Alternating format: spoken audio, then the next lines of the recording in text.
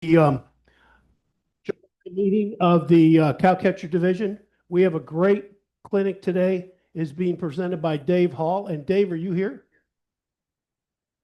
Could you stand up and just, hey, welcome to the Texas Western and to the Cowcatcher division. Looking forward to your presentation. His presentation is what can JMRI do for me and car routing possibilities with OperationsPro. As always, I want to thank the Texas Western for letting us meet here. And I don't think David Crumpton is here today, but I bet Daryl's got a couple of announcements.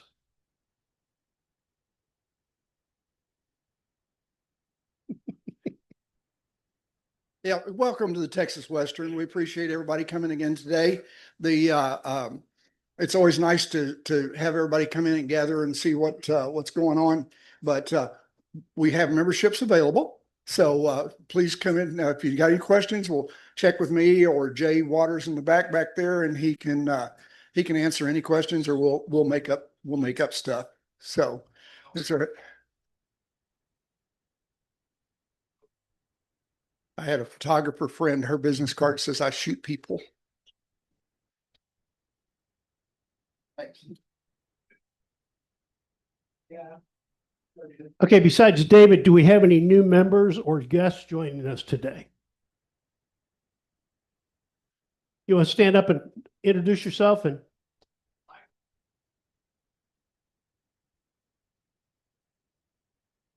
I'm a member of the NMRA. My model is a DMRTW narrow gauge microphone. here, there's one behind you in the center of the room. Mike Smith. I'm in the process of moving here from Tucson, Arizona. I'm model HON3 DNRGW narrow gauge, just between the end of the war in 45 and 1950. And I worked for the Southern Pacific Railroad / Union Pacific Railroad for 39 years before I retired 15 years ago. And the trains came before the big stuff. And it's a lot more fun to play with trains than to actually have to stay up all night and work those darn things. Funny thing about Mike is he ended up moving to an area right near Gary.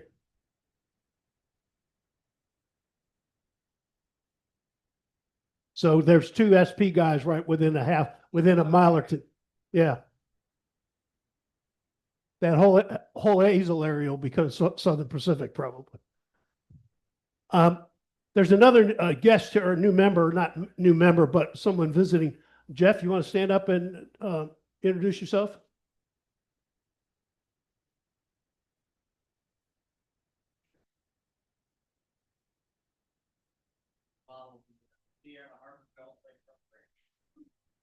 Welcome, Jeff.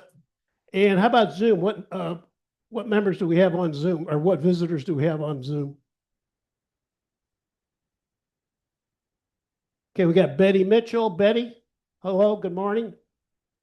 Mike Ross, good morning. And Trainmeister. That's me. Lee Bang with Division 3. Good morning. Thanks for joining us all. You bet. Okay, believe it or not, our treasurer is here today for the first time in several months. The good news he's here. The bad news is when we do deal or done, he'll probably win another $25 gift certificate. So could you give the treasury report, David?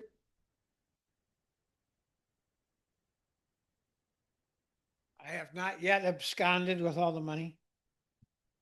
So we have currently $6,914 in our treasury. Our CD balance is $23,013. And I just rolled that over to another 4 months at 4%. Okay. Yep. You want to make a comment on why there's no deposits for last month? No. I actually had the money and I didn't get a chance to get to the bank, so it'll go in this week. Jim Archer is coordinating our pay it forward module. Jim, you want to make a couple comments on that, please?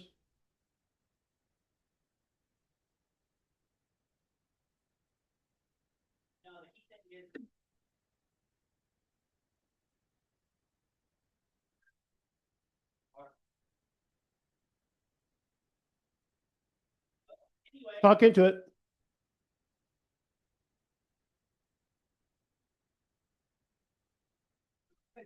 Microphones. Like it all. Okay, now can you hear me? What's the deal? Hello? There we go. So, long story, we all know that Chris has fallen down and had some health issues, so he's not available to do it. So I've taken over to make sure that we're going to bring it here in about a month, set it back up, and make sure that everything is working and available. And then we'll get it over to the train show to be given away. At that point, Dick is going to line up the people to actually man the booth for the most part. I'll try to help out wherever I can. I'm going to be here a bunch of it on Saturday, but we'll have something there and ready to go. So anybody that wants to help, it'll probably be late August and early September. We'll be working on it here at the club. Thank you, Jim. Yep.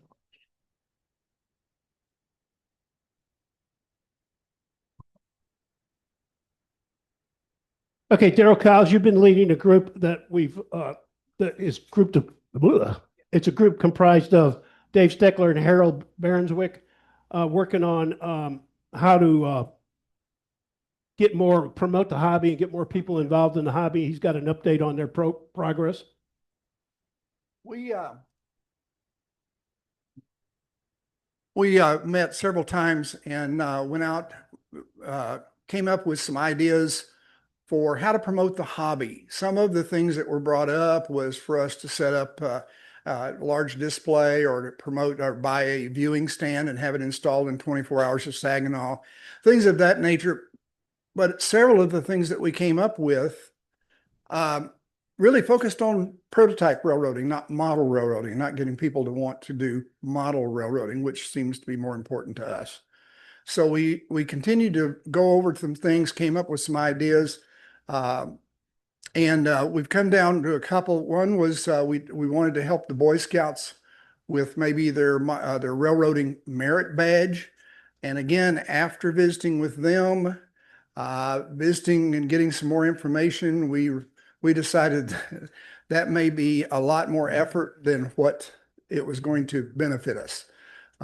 They had a lot of restrictions, long program, and they wanted to try to do it in 2-3 hour sessions.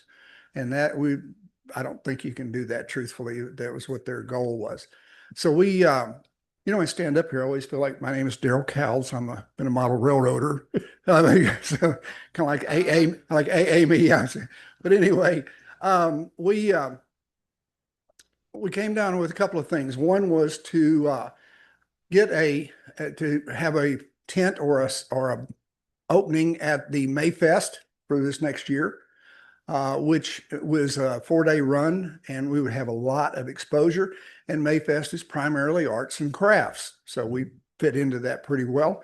And the other one was that we came up with there's a lot of area libraries around, the small ones, large ones, but mostly the small ones. And kids walk into those and they don't have any exposure to model railroading.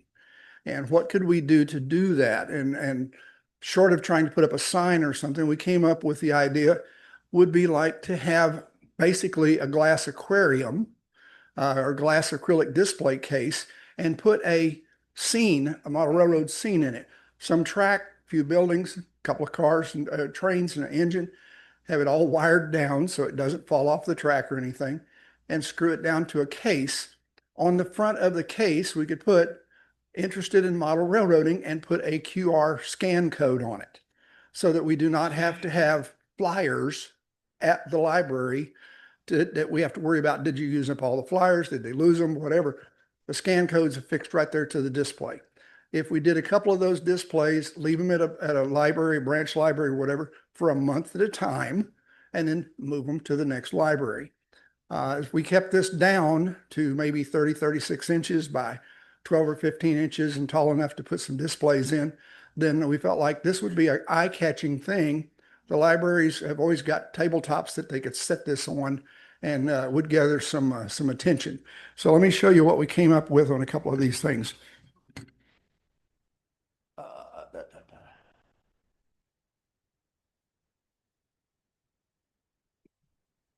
All right.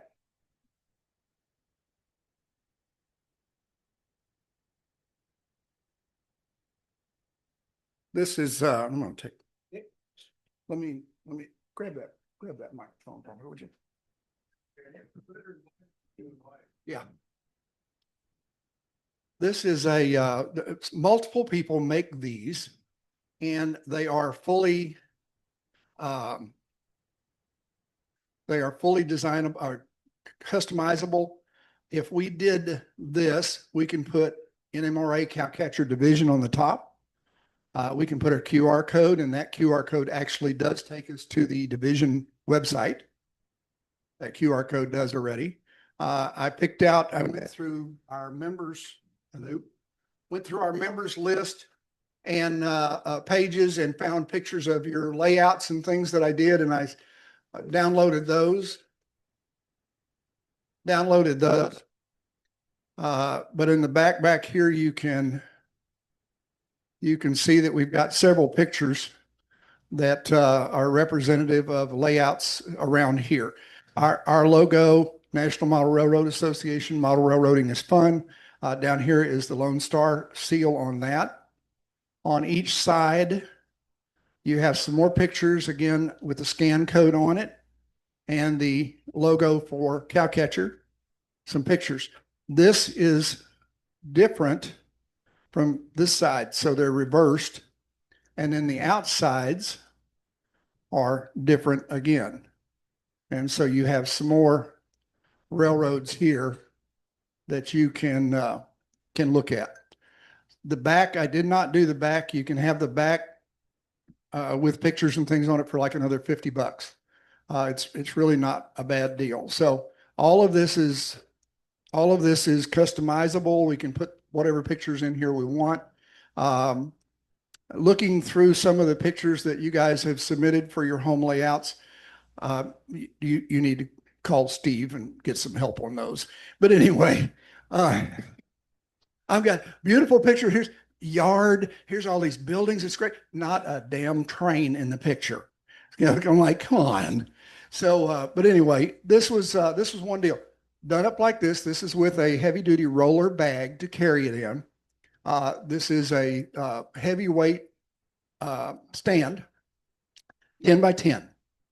Now, the Mayfest, because we're a 501c3, we can get a booth to put this in for $400 for the event, which is very doable.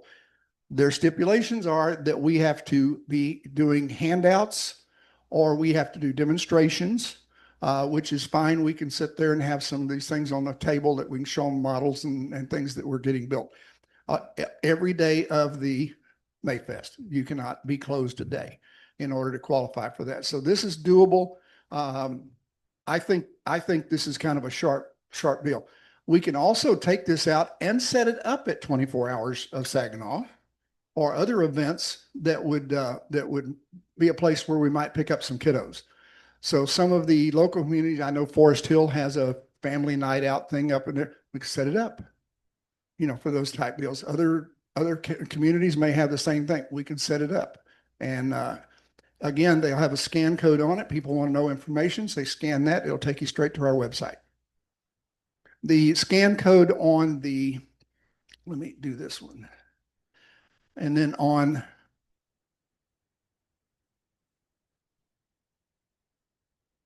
come on. Let's try this one. The clear acrylics, you can get a lot of them that are fairly, okay, let me see if I can, oh, it's thinking, hold on just a minute. That are small for $30, $40, $50, but something large enough to put a display in the bottom and put some trains, track, a couple of buildings, a few cars, and then stick our QR code on it. Need to be about this size. This one is 22 by 22 by 20, and this one down here is 26 by 26 by 21. And if I could get this to go up, there's another one down. There's multiples at this price range. And the QR code that we would put on these would be a special page that took them to our website. It would be a special page that's not actually in the index for our pages. This would be a page where you said, hi, interested in model railroading. Here's who we are. Here's what we do. Here's what you can learn. You need to and then give us the link for the website, our Cowcatcher website, and the link for NMRA. So it would be specifically to someone who was not familiar with model railroading, instead of just dumping them on our website right off the back. So this is the other, I don't guess that's going to reload anyway. Let's do that. Let's try another one here.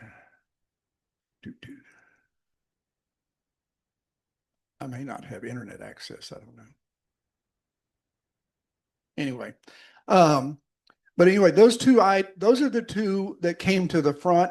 Like I say, David and Harold and I had met about this several different times, and we feel like either one of these options, or both options, truthfully, is, in my opinion, are worth doing. The display cases are something that we could sit down here and do fairly easily. My suggestion is on that, the ones that have a plastic bottom, is substitute a wooden bottom and then put some small screw holes in the bottom of the acrylic and screw the base to the top, so the top cannot be lifted off. Because if it is, somebody will pick it up to move it, and there it goes. So this way it'd be sealed up, kind of tamper-proof more or less, and could be moved from library to library. The tent is something they turnaround time on them is really a long time. They said they get it to you in 3 days. So I don't know why it takes them that long, but anyway, they can do the turnaround times. But that was our finding for what we felt like we could promote the hobby that would actually be focused on people that would be interested, a group that would have interest in it, but maybe hadn't been exposed to it. So what do you guys think about that? Thank you, David. Tom Pearson? Model railroad is fun. That's the average Yankee public doesn't know squat about the Cowcatcher. It's on the canopy on all sides. It is. Yes. Let's say that. Okay. All right. Any other questions? David Grime? Said, didn't say how. Yeah, down lower. It was Down lower. It needs to be up top. Okay, I Nobody mean, knows what the all, NRA is. all of it's customizable. All, you know, I'm just yeah, saying, yeah, yeah. Yeah. that- This is just what I stuck on there to make a demonstration. So we'd get a couple people, Got it. two maybe, to decide what goes on there. Tom and I know it's the same. Yeah. Okay. Deborah? Yeah, the other thing I would suggest is that we hand out some kind of freebie. Little hats, whistles, something, stickers. I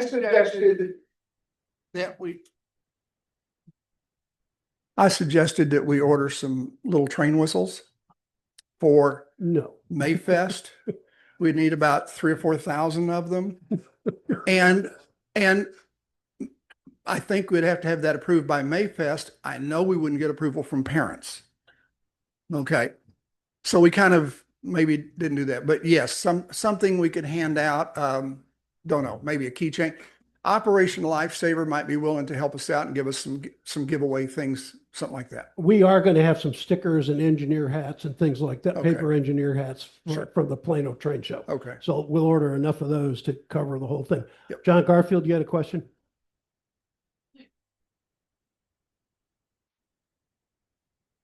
Brought up at the club, that the club could donate cars and engines for the displays and get our club emblem on there as well. You know what, Texas Western Club? Yeah, we could, I mean, we've got a couple of box cars floating around that we could do that with if we wanted. But the main thing, we've all got, there's multiple locomotives that we have on shelves at home that don't run anymore, but still look okay. And we're going to fix them one day. And that was 5-10 years ago, we were going to fix it. Those could be donated to the club. You can write it off on your taxes, along with the displays at this long, you're not going to have a very big train. And then an industry where they're either a passenger station or a freight house or something, or a grain silo that would be in it with some scenery. Something really simple, but really well done to demonstrate what level that a lot of our layouts are at. So we don't want to make it look toy-like. Steve? Suggestion that we take some of the rolling stock we get as a donation and simply give it to somebody a child or something at the booth. So they take home something physical, a building, a car, something. Mayfest has got, I think, an attendance of a little over 25,000. That'd be a whole lot of little cars. But I think Well, there are fold up paper cars that we may be able to talk, where you get a sheet and they have to fold it and put it together and make a box car. So we might be able to do something of that nature. But as far as a physical plastic car, it's going to run up a lot of dollars, I'm afraid. But that would give them something to do, and that could be printed maybe with our logo on it. Right. Daryl, thank you very much. Committee's done a great job. Appreciate it. One other question?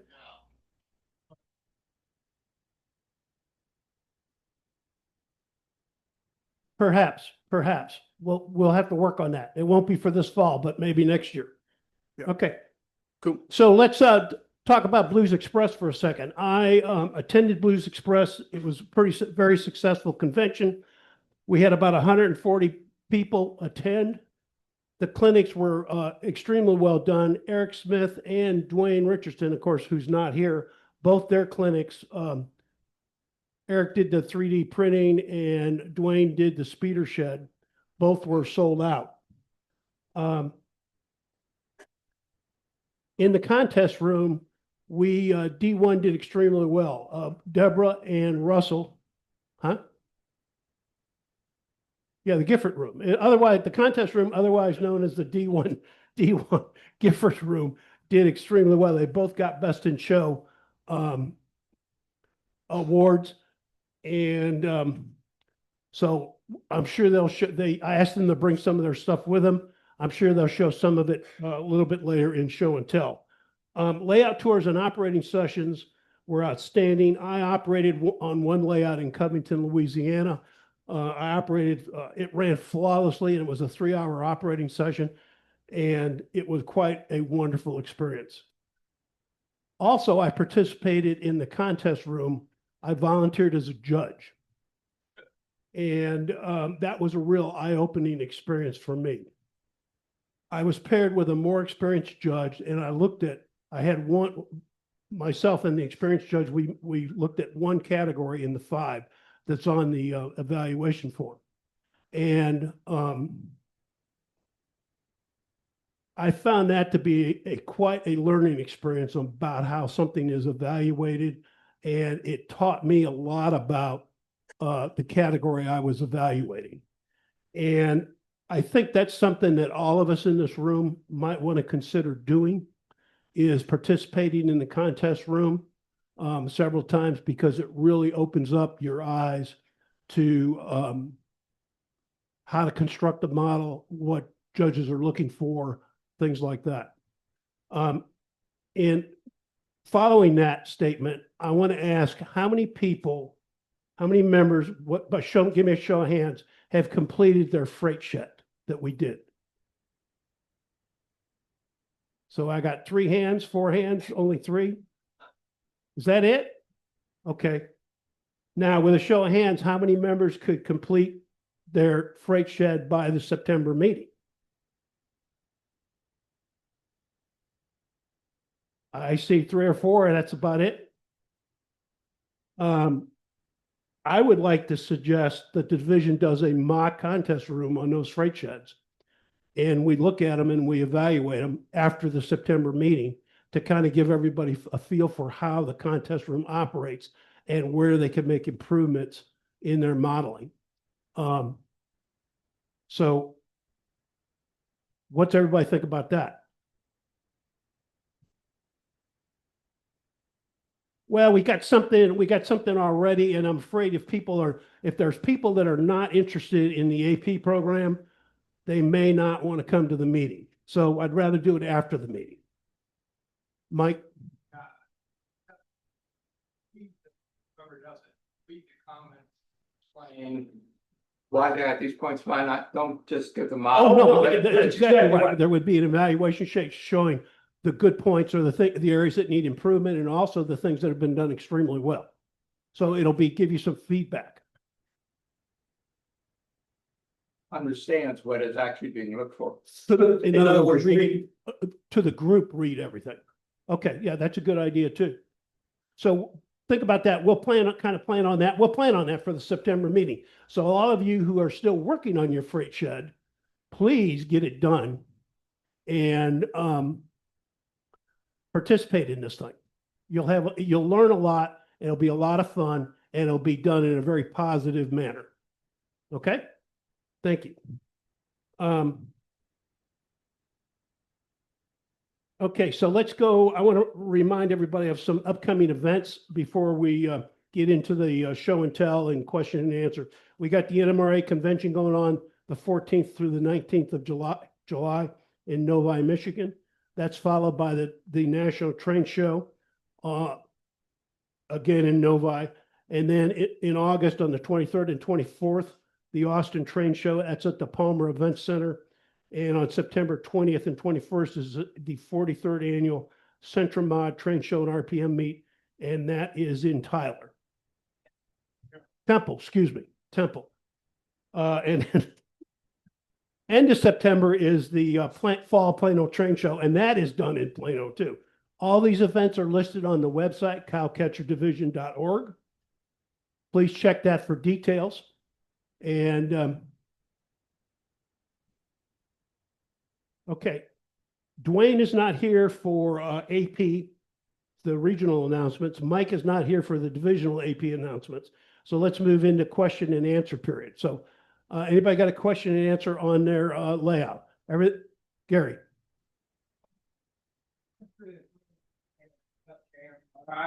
The Decoder Pro, and for some reason, and Tom Pearson's helping me, we can't get it to communicate with the programming with, I use EZDCC. It's not communicating there on the two little bubbles that say service programming and op mode programming. I cannot click those bubbles and make them on. I have a tripwire USA 19-16 USB serial thing, and I bought back in 2016. I've updated that to the latest drivers. I've updated all the other drivers, but I can't get it to appear on the computer that the device is there. So if anyone knows anything about that after the meeting, I would appreciate talking. Okay, you got someone in the back of the room. Yeah, after the meeting. Thank you. Any other questions and answers? Please. Microphone. No, well, I can't use them. You can have them. I've been toying with 3D printing, and I'm having a problem here. If you want to pass that around, is anybody familiar with SLA printing? Okay, what the problem is, so SLA printers print upside down, so it's actually suspended from the platform as it comes out of the vat. What I'm having is the part that is facing that platform looks like it's melted. I don't understand. Everything else comes out fine. These are a little dirty because they've been sitting on my desk for about 1.5 years because I just put it down. But I'm just, if you want to take another one, pass it in a different direction or whatever, I'm just trying to figure out what I can do to get rid of that, because it's basically making the parts not usable. Yeah, but and you can see where it just turns into looking like it's melted. I mean, while those get passed around, you don't have to answer me right now. If you want to look at it, give me an idea during the break or whatever. Well, Eric Smith is our 3D printer kind of guru, and he's out of town. He's at the convention, but we can have him call you. Yeah, absolutely.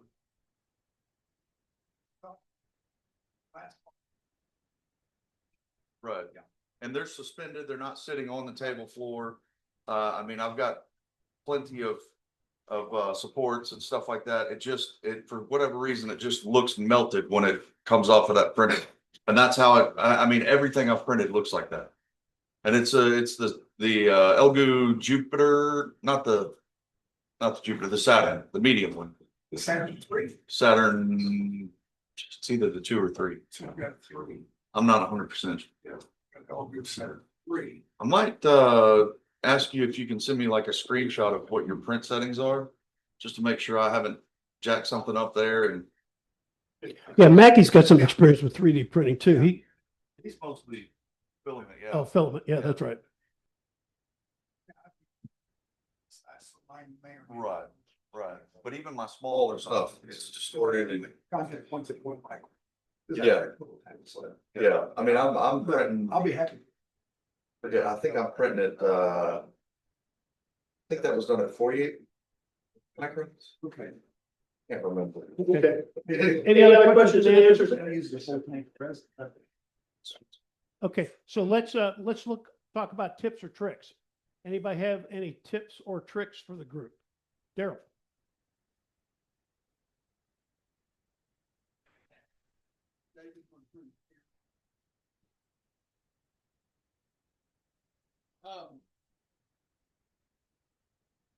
My A-line moldable lead putty seems to have run out a couple of years ago. And so in building, I was looking for something else that might work, and I came across this. And this is a moldable tungsten putty. And as you can see from the name on the deal, it's actually made for fishermen to add to their hooks or their flies or lures. They can stick it on there and make them work. But it will also work stuck into box cars, flat cars, locomotives, whatever. It like the lead putty is sticky also, but I suspect you would want to glue it in with some CA so that it doesn't turn loose when it gets warm. But it is soft and moldable, just like that. And not that we all like little boxes and cans, but it comes with a really cute little can. But anyway, that's a good replacement for, it's not quite as heavy as the lead, but it still has quite a bit of weight to it. So it would be a good addition. Amazon. It was $8, I think. Not terrible. I don't know that it says, probably in the neighborhood of 6 ounces, maybe something like that. Yeah. But I'll have it over here if y'all want to come up and look at it. Any more tips or tricks? Tom Pearson.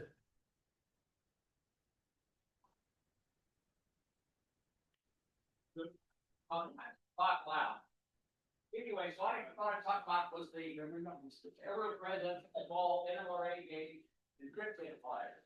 Now, the thing I want you to know or remember is that the other little thing will do this back flat surface, okay, will tell you what the height is to mount the coupler box on your car. So if in fact you have a problem, I think I'm going to need both hands. But anyway, the problem is that if you have a brand new car and you put the bolsters under and the coupler is too high or low, this will tell you whether you're on foot or horseback, this back surface. So the front part we all know about. Now, the other thing is the old original ones were metal. Okay.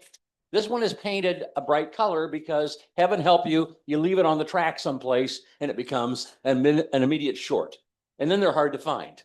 Never fails. Okay. The second thing are the trip pin pliers. Now, by and large, if in fact the coupler head is centered, you've got it the right height, okay?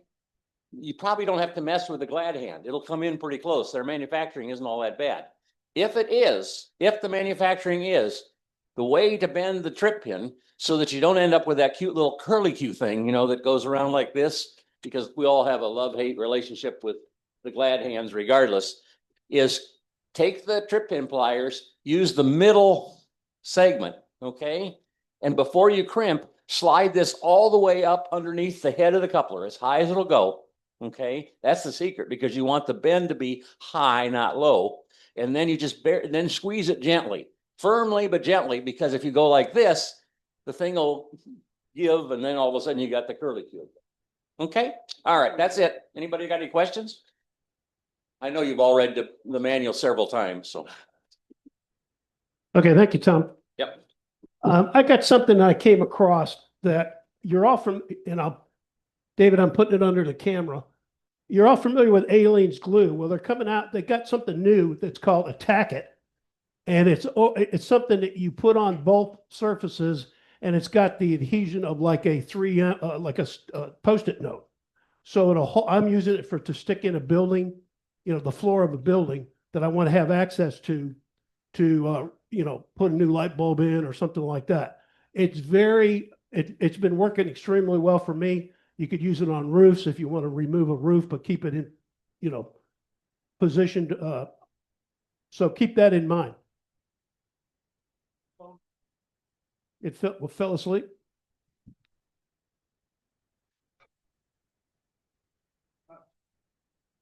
There you go.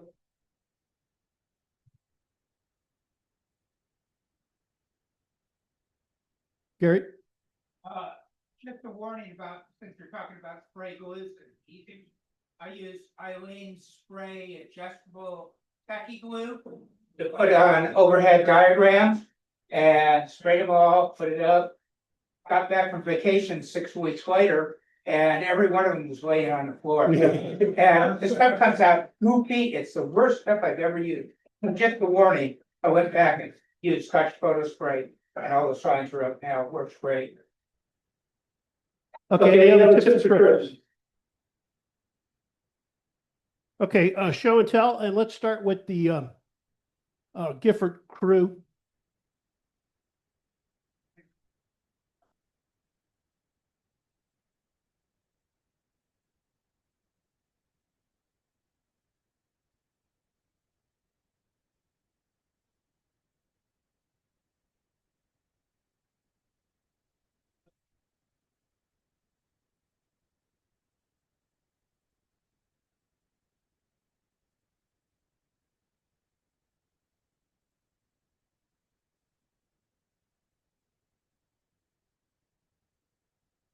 So I'm assuming that soon I'll be banned from entering anything. Although I think Russell would be first. So the one that I'm most proudest of is I won most popular. Oh, I left the other one back there. And best in show and first place. What is upside down? Oh. Well, not to me. They're right side up to me. For the painting, which I don't have it. But I have a picture of it. Here, we put it that way, so it's not upside down. Upside down? Upside down. Yes? The reason I don't have the painting is actually what I'm most proud of. I wound up connecting with the Louisiana Steam Train Association, and they will be opening their new museum just west of New Orleans in Garyville, in Louisiana, spring of 2026, and my painting will be in their museum. Very good. So that's it. And then this one won first place for general arts and crafts. Well, here, at least hold it up a little bit. Oh, sorry.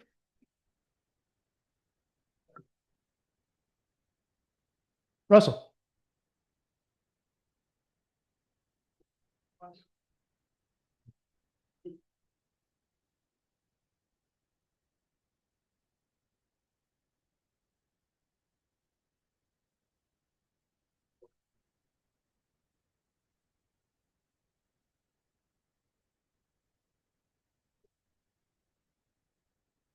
Invest in a little wagon to carry your plaques around. I got a few plaques back in the back if y'all want to see them. They're great. First off, we'll say we had a great time in Louisiana. It was good to just a lot of people. Wish all y'all had been there. Y'all really had a great time. I'm gonna reiterate what Dick said, put models in the contest rooms, guys, please, okay? It's a lot of fun, become the judging or just participate. It's a lot of fun. You learn a lot. Every year that I've done it, I've done it 4 years now. I learn something new every time. I get beat up quite often, and for me, it's a good thing because I learn what not to do. So, yeah, I think I've already seen the bridge. I brought that up here not too long, a couple of months ago. That bridge actually is modeled after the Almanaster Bridge in New Orleans. I added a few things. I think I got put pelicans on it because I was kind of pandering to the people of Louisiana, so I put some pelicans on there. It won first place. Bridges, it won best model kit and something else. Best pelicans was good. It was that particular model. It's if you're building one, you just got to be precise in the construction. But to be honest with you, the weathering of that was probably the biggest portion. It probably took 150 hours to weather it, but turned out okay. It looks just like the bridge. If you look at the pictures of the Almanaster, you can see it. I do have the write-ups over here. If you're curious what a write-up looks like, you'll see pictures of the Almanaster Bridge and the process of putting that painting that together. I have the T-shirt to match. It's rusted, so name's Rust T. So anyway, this particular model battery came out.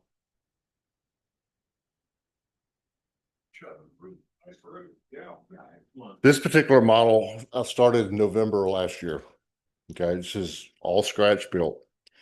The roof you're looking at is cedar pieces I get from the cigar wrappers, and I cut each individual shingle out and glue each individual shingle on there.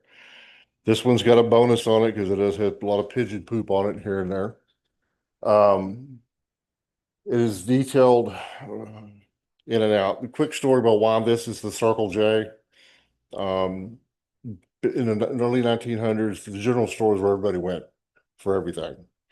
And as we got more mobile, these little things built up.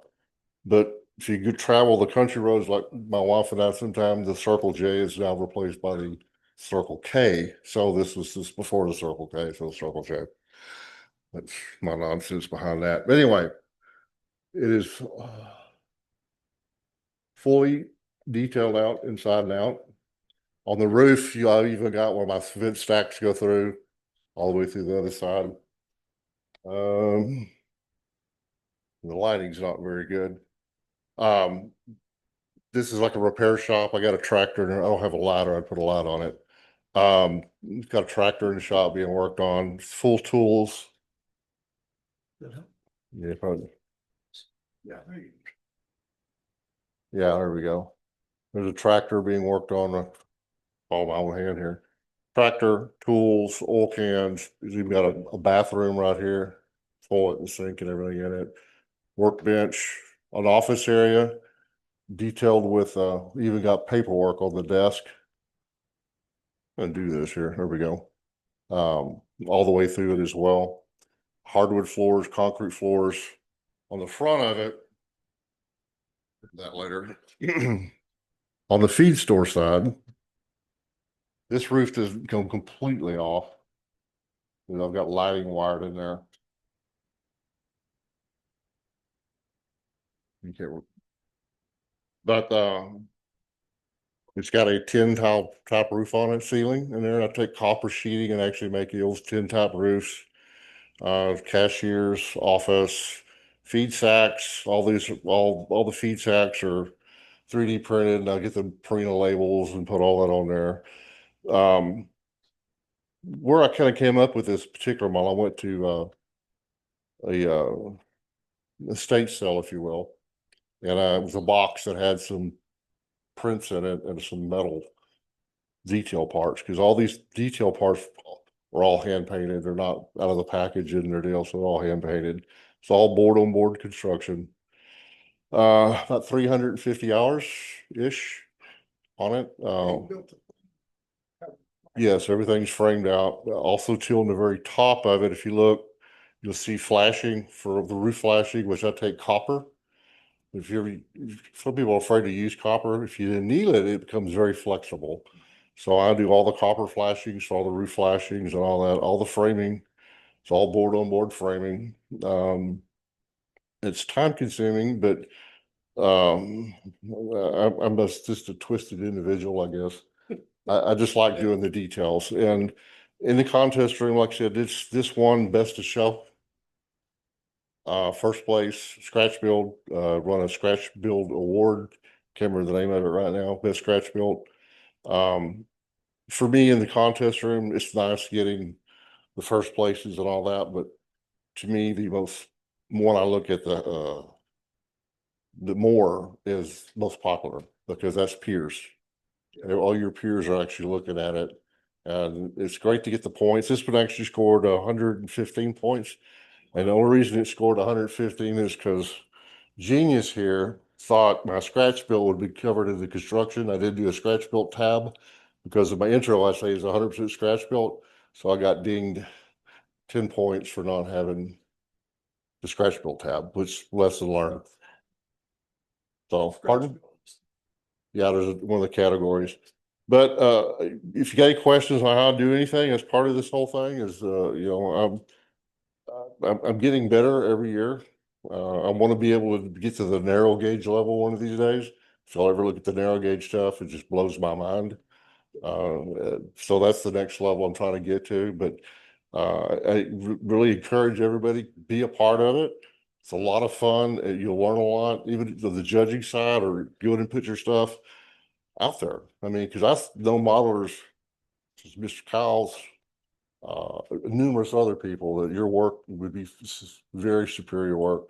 And it's not just for winning the plaque, which is nice to get that. It's great to have comparison to see what somebody else is doing. Because Daryl and I talk all the time. How are you doing this? And that's part of the contest arena is being able to go, man, how did you do this weathering, or how did you do that?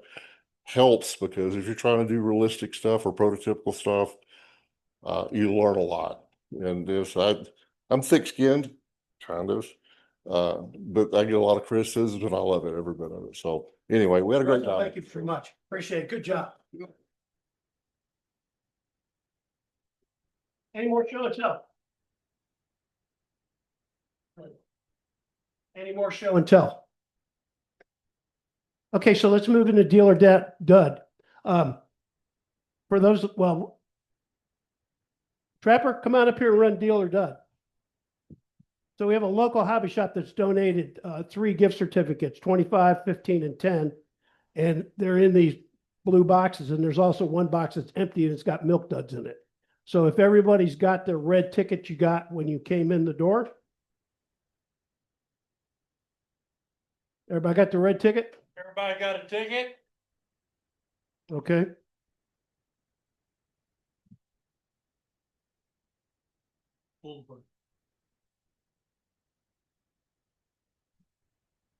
The number is 451. 451. 451. Frank. Yeah, walk right in and get it.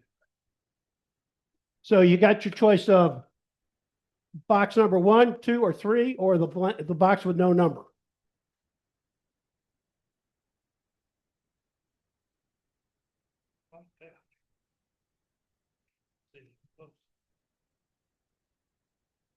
So 3, 2, 1, Frank, or the one with no number on it? I'd make decision. Tough. I'd make decision. Which one? Oh, He said 2. Oh. And 2 has some milk duds in it. But wait a minute, there's something else in here. It's a $25 gift certificate.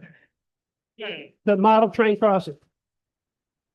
Here, Frank, hold that up. Hold that up for the picture.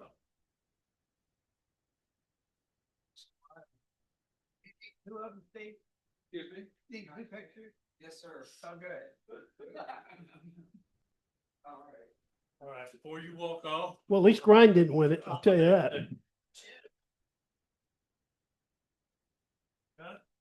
Okay, this is ticket number 449.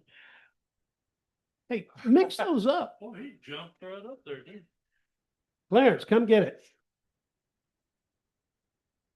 What box number, Clarence? Okay. Oh, we have $15 gift certificate to Model Train Crossing and a package of milk. Here, picture. They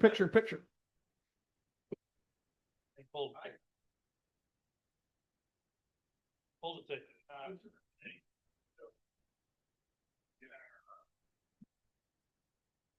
Go. Thank you, sir. Ticket number 452. But they're all within a couple numbers of each other. 452. 452, somebody's got it. 452.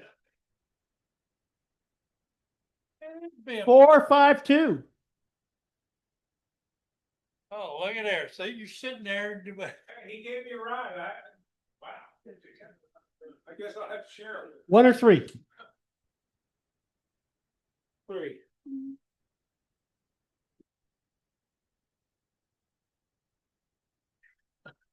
We ever get it open?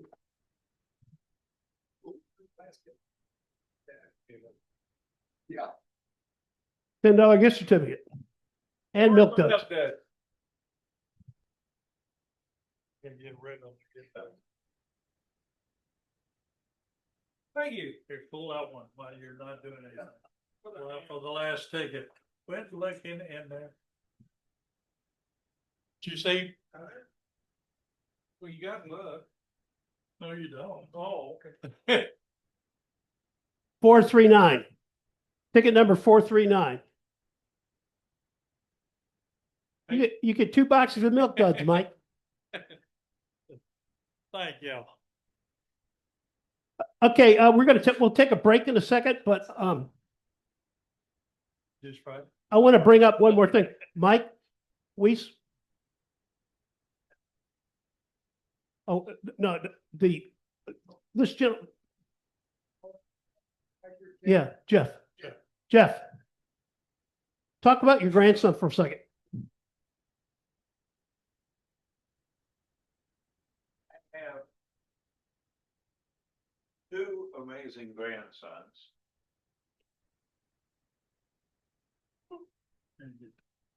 This one live? How about now? That's good. Okay, I have 2 amazing grandsons because I have an amazing son. A couple of times, teachers have asked these kids about the father, what's he do? And after they go through the list of flight paramedic, emergency medical technician, doctorate in nursing, SWAT team medic, they say, this is all one person. So this is the kind of grandson I have that produced 2 amazing grandsons. Okay, and so they were at the Christmas party this Christmas, and they won tickets to the Durango and Silverton Railroad. Okay, so it was pretty cool that they won the tickets, but also in early January, or actually, I got a letter, and it was from Killian Cornelius, one of his grandsons, to the Durango and Silverton Narrow Gauge Railroad. And it says, "Dear Miss Janke," who gave us the gift certificates. Thank you for your generous gift of complimentary passes through the NMRA Cowcatcher Division. I was so thankful I'll be able to make this trip with my brother and dad. We will contact you later this year to make specific reservations to buy additional child tickets for my brother. Let us know the blackout dates for the coming season. Thank you very much. P.S. I'm 11 years old. Now, to get these gift certificates is like a 2-month or 3-month ordeal that I went through to get them.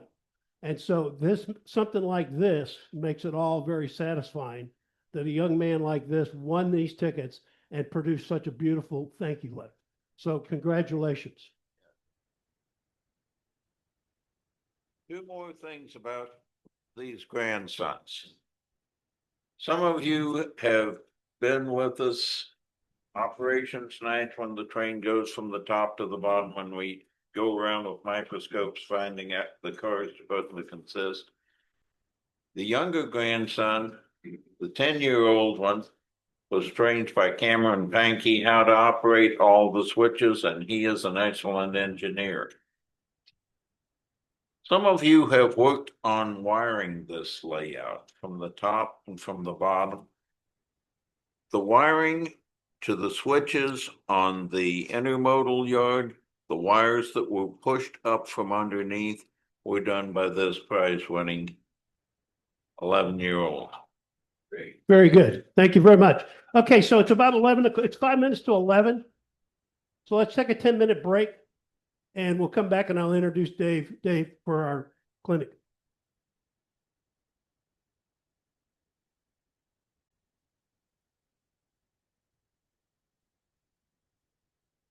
I mentioned earlier, David Hall is putting on our clinic today. He's married with 3 kids and loves model railroad operations. He started his own YouTube channel in 2022 called DH Trains. His instructional videos for JMRI have been listed in the OperationsPro manual as official guides and tutorials for users seeking to learn more. So David, please welcome, and we're looking forward to your presentation. Thank you very much.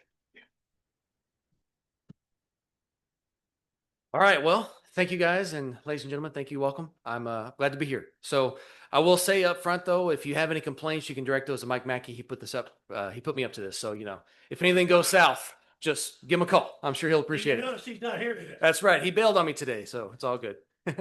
No, it's fine. He told me, yeah, personal conflict. yeah, it's like a birthday party or something. So that's obviously more important.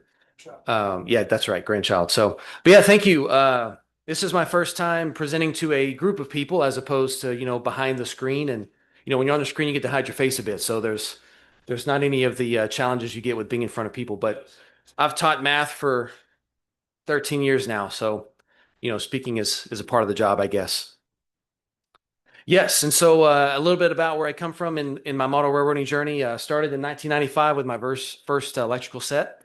It was like one of those Bachmann starter sets. And I was into it until I got into my teenage years and I got busy with athletics and growing up and everything else and girls and, all that stuff. And once I grew up, finished college about 2014, I wanted to get back into the hobby. And that's actually when I joined the Texas Western. So I was a member of the club here for a good 3 years, I think, before I got married and, moved on. And officially, I'll say that was a great decision. She's I was home alone this week. My wife and kids were on vacation because I had to do a lot of work this week. And so they got home around 2:30 last night. And my youngest, she turned 3 yesterday. So I'm sure when I go back home, we'll have a lot to do celebrating and all that good stuff. But I used to bring my youngest up here when he was 3 or 4, and he used to kind of run around with me when I would build stuff. And that was a lot of fun. So, but for myself, I got into JMRI because having a young family, we're a one-income family because my wife stays home with the girls, and that's been a real blessing for us in many different ways. So, kind of getting active in the hobby with its budgetary demands, was a bit of a long shot for the time being. So for us, I decided that if I wanted to stay active and kind of grow in the hobby, I would need to get into the virtual side.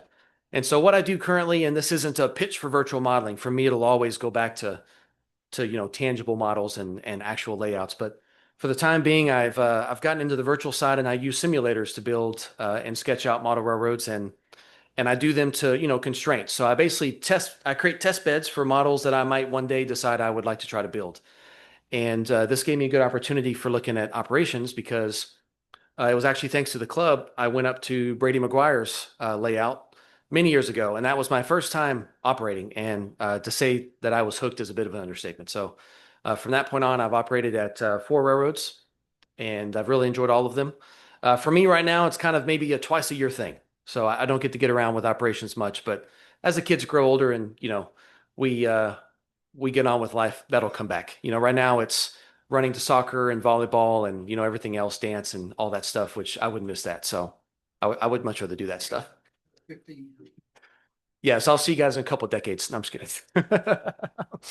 But yeah, so Mike asked me to come talk about JMRI because he uses JMR for his layout, and he had posed a question on a Facebook group about a really specific issue that he was having. And I'm on that group a lot and just try to help people when I get a chance. And for me, giving the knowledge I have is one of the things I like to do because I want to be a contributor to the hobby. But when I'm not able to go to a bunch of shows or clinics or things, and I'm not able to travel much, for me, kind of the internet was my opportunity to offer that kind of assistance. And that's how I met Mike. And so that's why he put me up for this today. So apparently something I did seemed noteworthy. So if you don't mind, let's get to the next slide. There we go. Thank you. So yeah, a little bit about myself. I talked about the kids. I've got my oldest is Hayden, my middle child is Elsa, and then we have Anastasia as our youngest. And then I've, of course, been married for 9 years now. I've got an MBA in supply chain and operations.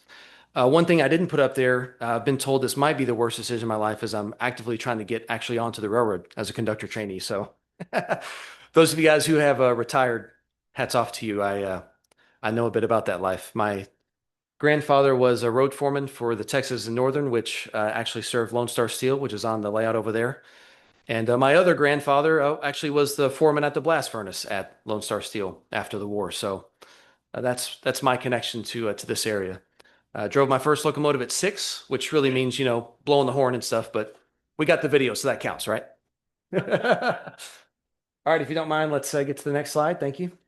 Okay, so a couple things that I haven't already said, a bit about my layouts. So learning JMRI, I needed to build things. And, I didn't want to go through the long, drawn out process of building layouts to then learn how to operate or create Operations Pro or operations in Operations Pro with JMRI. So using the virtual layouts, the only constraint I have is the amount of time it takes to build those layouts.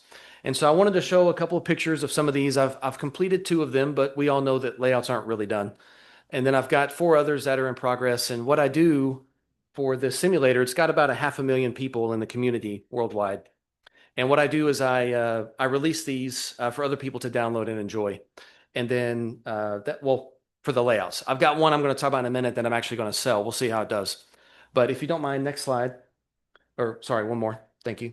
So the very first layout I ever built was called the North Texas Beltline. It was basically taking the old Katy line through Greenville down to Mineola and essentially revamping it as if it was like a new industrial district. And then setting it in like 2006, I believe was my setting. For this one, I modeled it to N scale. I used JMRI operations. I've got 18 trains that run on a typical operations day. And it was about 570 cars. So, I mean, if I'm honest, it's a bit more than the typical scope for most people, right? But, that's the nice thing about virtual operations is you get to have a lot less limitations. Now, I have built other layouts to more tangible limitations, but this was the first one I ever built. And last time I checked last week, it's got about 6,000 downloads. So, 6,000 other people decided that it was worthwhile. And I think that's cool. That's something I'm proud of the fact that I got to, offer that. But then here's the funny thing is I have what's called the simple JMRI setup, and I'll talk about what that is in a bit. JMRI can be pretty easy to set up things like how I set this one up, and it can get, of course, like any rabbit hole, it can get incredibly sophisticated. So we're going to keep it more basic today. Next slide, please. So the second one I built was much more within the scope of what, some of us or even myself might eventually build. It's a Canadian National 1920s, 30s, a few exceptions, but it's a steam layout and it's 27 by 27 HO scale, mostly switching one level and about 150 cars, much more reasonable. So I made quite a few mistakes on this one. I had some other improvements. So you can see maybe it's hard to see, but some of the scenery and detailing was a bit better. I got better at building routes within the simulator. But I operate this as if it were a physical model railroad, right in front of me. I've got aisle space, I've got train restrictions, I've got, car length limits and all that kind of stuff. But I really enjoy, doing this. It lets me be creative. It lets me test things within JMRI. But, no knock against car cards. Brady's layout and several of my other friends, their layouts are all car cards, and I really enjoy car cards. I wanted to learn JMRI because I really like switch lists. That's just, I guess, my preference. Next one, please, if you don't mind. So here are some pictures of some of my future projects. These are kind of ongoing things. So I'm dabbling a bit into narrow gauge, fictional narrow gauge. Basically, I've got 1877 and 1946, what's called the Piney Woods of Pacific. And these I'm building to full-size standard. So, once it's done, it'll be about 70, 80 miles of created area, scenery, and everything else. But it's basically, Northeast Texas, Gilmore, Diana, Longview, Ore City, Hugh Springs, all those areas, logging line, essentially, with a few general freight. So long time to go before I ever get anything done on that one. It's not a priority project, but it's out there. I've got some pictures in a moment I'll show you of my other two. So my closest one to completion is the KCS Greenville sub, set in 2022. It's not an exact replication of the Greenville sub in 2022. There are some, modeler's license, as most of us probably do to some extent. And then I've got the KCS Nortec sub, which is almost a Nortec. It's Beltline again. It's got Sherman all the way to Greenville. A little bit different world in that one. And then the one that I'm probably going to end up building in my real life is the Grand Rapids in Indiana. It's a Pennsylvania Railroad, 1954. The nice thing about GR&I is it wasn't dead by 1954, but it wasn't super important. And so that gives me the theme I like, which is Pensy, but it lets me do whatever I want. And that's also really nice. I'm kind of a freelance guy. So I'm really enjoying that one. If you don't mind, next slide, please. So here's a picture of one of the scenes I've got on the KCS Greenville sub. This is the feed mill in Pittsburgh, the Pilgrim feed mill. You can see in the back, you can see there's some scenery I haven't finished yet. So, you progress through it like you would on an actual layout, which is kind of nice. Next slide, please, if you don't mind. Thank you. Here's another shot of the KCS Greenville sub. Later on, I'm going to talk about some case studies, and I'm going to use part of this yard here in that case study for a little small thing I talk about in JMRI. But I really enjoy yards, local switching. If I go to someone's model railroad, that's the kind of stuff I enjoy to do. I mean, I'm happy to do all of it, but if you gave me my choice, I would always choose a yard. Next one, please. Thank you. This is also the KCS Greenville sub moving towards Jefferson. You've got a chip plant in the back that takes in chips and makes pulp mill. Typical out in this part of Texas, there's a lot of places where they deliver LPG. So these two industries are actually real industries in the Jefferson area on the KCS line to Shreveport. So I'm not going to say that I'm modeling their operations exactly as they are, but it's a really close mimic, and that's kind of my goal with modeling. Next slide, please. Thank you. This is in Sherman. This is the Ardent Mills in Sherman. To be fair, it doesn't get as much railroad traffic as I have it getting in this model. The trackage is as you see on Google Maps, but I've got a little switcher over there, and the local comes and drops the cars in the yard, and the switcher spots them at the bins to be loaded or unloaded. And to be fair, from what I understand, I think Ardent Mills is exclusively truck now. But hey, modeler's license, right? I want to move some train cars. All right, next one, please. Thank you. This is my GNRI. So this is Muskegon, and I've got two levels on this one. So I've got it's just a ferry on the bottom. Essentially, I just use a staging track to model essentially a ferry over to Milwaukee. I don't think they ever ran beer reefers across the lake to Milwaukee, but we're doing it on this one because it sounds cool. And there you go. There you go. Right. They all went south, right? Just kidding. No, they all went to Minneapolis. No, just joking. But yeah, this is my yard at Muskegon. I am going to use this yard as a case study too, because I tried out a new feature in JMRI, and I found some cool stuff when I did this. So next slide, please. This is, you can tell the scenery is not anywhere near done, but this is Grand Rapids. This is going to be one of the main yards on the layout. To be fair, it looks a little bigger than it actually is. And then I've got a really massive paper industry there kind of in the background. So once again, another case study I want to talk about today with how JMRI can be used to model a lot of car movements, even within individual industries. So, all right, next slide. And then last three slides here are my full size one that I'm building. So this one is the Cotton Belt Coxton sub, which is fictional, runs from basically Pine Bluff down to a fictional town called Coxton, where at the mouth of the Arkansas, where it hits the Mississippi. Definitely prone to flooding.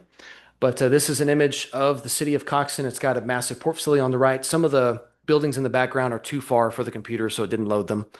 But this is 80 miles end to end. It's fully modeled, and this is the one that I'm going to end up selling. The feedback I've been getting for the people that have been looking at it is that it possibly might be one of the most detailed routes to ever be released for the simulator. So pulling some strings that maybe hopefully I might get a few awards for that one. I've spent about 6,500 hours on this so far over the last 6 years. So this one, carries the same kind of scope you would expect with models that we build, but it's got about 4,000 rail cars on it, 135,000 feet of yard space or spurs to spot out cars. And you run about 60 trains before you have run everything once.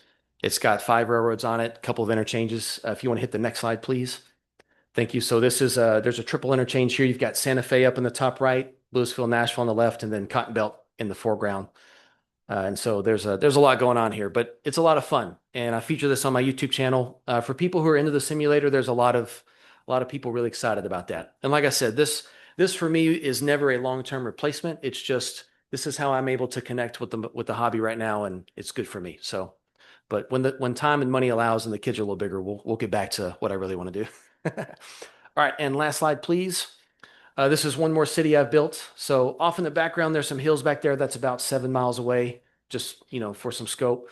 But I'm big on modeling really nice details right close to the track side. And then everything that's kind of background is more just filler. So, if you were to get really close in on this, you would see really nice detail at the track side. But then as you move further away, it's just whatever. And that's just how I do business. Honestly, in the modeling world, I probably would do the same. All right, let's get to the good stuff. So that's a little bit about kind of where I've been JMRI wise. This is my favorite image. If you ask me what I want to model agricultural areas, single track main lines, CTC or track warrant. That's my thing. Okay, it doesn't have to be class 1, but class 1 gets a little more traffic. So, all right, let's go. Next slide, please. So Operations Pro. What I want to talk about is Mike asked me to do kind of an intro to what you can do with Operations Pro as far as coming at it from a beginner side of things. So we're going to look at some of the details. We're going to have some definitions. We're going to talk about some possibilities, and then I'm going to give some recommendations if you want to do it. I'm never going to sit here and tell you that you should abandon what you're doing and do something different. Like I said, I really enjoy car cards for those who have it. This is personally my choice because I like custom printed switch lists. I like the fact that I can press one button and the printer spits out 18 switch lists and I can hand them off and say, go have fun. I like that. That's how I want to do business. But everybody has their thing. So I'm not going to tell you that you should ever dump what you're doing, but hopefully if you have been considering looking into this, hopefully this is helpful. If you have no idea what this is, hopefully you're going to learn something today. So we'll see. All right, next slide, please. Thank you. The images I know are going to be a bit tough to see if the PowerPoint gets posted later. The images are mostly there for you guys to examine later. But this is an example of the locations list in JMRI. So in JMRI, the question that I ask or get asked is this just a glorified database? Is it just where you store information? And the answer is kind of no, and it's also kind of yes. No in the sense that you can do a lot with that database, but yes in the sense that you are essentially just creating a database. But this is a list of locations that I currently have on my JMRI railroad. I'm not going to go through them individually, but a couple of things you'll see if you look on the track column. It's the third column on the right. You've got spurs, staging tracks, CI tracks, and yards. So I'm going to talk about what each of those are and kind of how they work in JMRI. The thing I like to say is in JMRI, a yard track is not what you think it is. So we'll talk about that later. If you've messed with JMRI, you know what I'm talking about.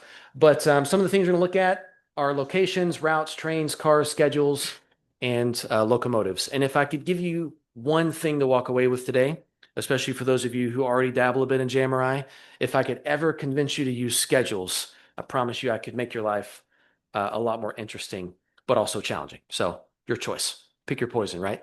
All right, next slide, please. Thank you. For me, I like switch lists. This is an image of kind of how I like to generate my switch list. Once again, I know it's small. Blue are cars you're picking up. Red are cars you're setting out. And if you ever have local moves, they come out in black. I also like my switch list organized by track. It's just my thing. But also this switch list is communicating a lot of information. You don't have to give or make JMRI do this for you. The default JMRI is not this detailed, but you can let it give you this information. So you don't see it on this switch list, but at the very far right, it says final destination and it's blank. So whenever cars have final destinations, which, is 2 or 3 moves from where they are now, I like to know that. And I like to be able to hand that to yard crews for them to be able to know like, hey, yeah, this car is going on track 6 right now, but five trains from now, it's going to go to Shreveport. Yes, sir.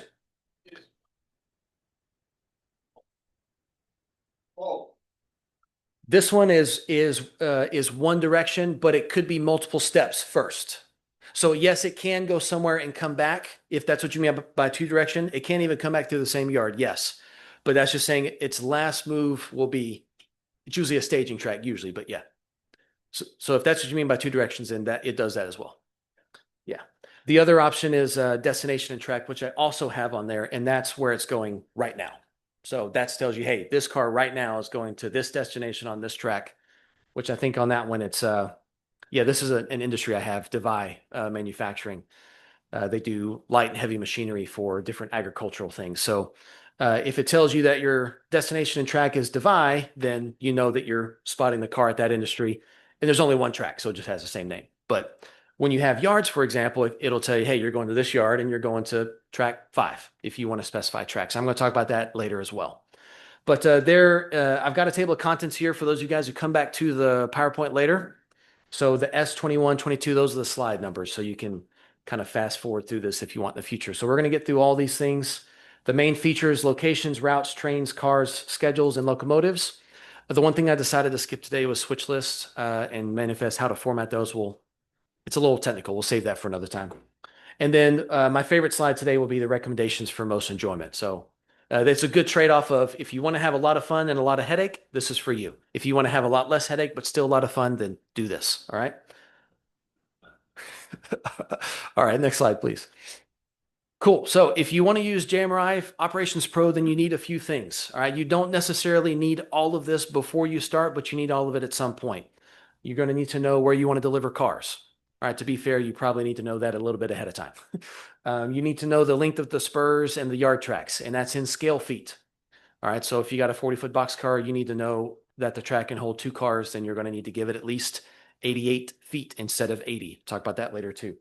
You need to know the cars and their reporting marks, their numbers. Those are the required data pieces for JMRI. I think it also requires color. There are a lot of cool things you can add to cars. Some of them are optional. We'll talk more about that in detail later. And then locomotives are always optional. So when I say simple setup for JMRI with my first 2 layouts that I showed you guys, I didn't list locomotives. And the reason I didn't is because the way that JMRI stores locomotives is a little different than it stores cars. And so it requires a little bit of creative implementation on the end of the person who's creating it if you want to do locomotives. The trade-off is not super negative. It's actually really nice, especially if you're worried about train length, So there's always some compromises you have to think about. And then the thing you can kind of figure out later is an idea of how you want to move your cars. If you want to do locals, way freights, through trains, transfers, manifest, all those kinds of things. In my perfect world, which doesn't really exist except on the computer, I like to have all those. Personally, I like a bit of variety. So, all right, next slide, please. Okay, if you decide that you want to get into JMRI, this is the best order with which you should do things. You're always going to have to do things out of order, as you guys know with anything in the hobby. The best laid plans always fall apart, right? What is it? Contact with the enemy always destroys the best laid plans. There you go. The enemy being... There you go. No plan survives first contact with the enemy. So if you want to have a chance to waste the least amount of time, this is the best advice, okay? You want to get your locations first. Locations can be yards, they can be towns, they can be individual industries, small or large. It just depends kind of on how you're doing it. They could also be sidings, even if you're not going to set a car out, you could have a siding be a location. You could also have just points of interest. When you have operators driving around, if you want them to look at this particular model that you built, that you put in the shows and got awards on, you can make that a location, and then you can put it in the switch list printout, and then they know, oh, what's this? And then you can go tell them they could go look at your cool stuff, right? You can do stuff like that too. So little nice thing to get people looking at things on your layout. Because let's be honest, we pour a lot of time and effort into these, and we want people to enjoy it as well. So, and then after you do locations, you've got routes. This is where you determine where the trains are going to go, what they're going to work, what industries, towns, all that kind of stuff.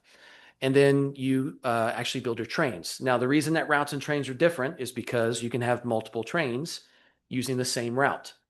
And they can do or run with different cars. Okay, so routes tell the trains where they're going. And then when you do the train itself, that's where you decide what car types it's going to take with it. Okay, and we'll go into all that detail in a little bit. And then if you want to do schedules, this is when I would advise doing schedules, is right after cars. So after trains, we do cars. This is where you have to do the data entry. There is a way to input cars via spreadsheet. If you keep your car database on a spreadsheet, I'm not going to go over that today, but there is a way to do it. It's really simple if you're good with CSV files. So put a little asterisk every time I say it's simple. Just understand that, there's a catch to it, right? So if you want to do schedules though, the time to do it is after you put your cars in. You want to know your car types. You want to know some of the loads they're going to carry. You want to figure that stuff out. If you decide to do schedules, which you don't have to have a lot of fun, then you're going to start doing a lot of bouncing back between the car menu and the schedule menu. One of the best layouts I've ever operated on that uses JMRI is, and to be fair, I haven't operated all of them obviously, but it's a really good one, is the KCS third sub in Tulsa. Just outside of Tulsa, technically. Steve Davis's layout. If you've operated that one, you know it runs very well.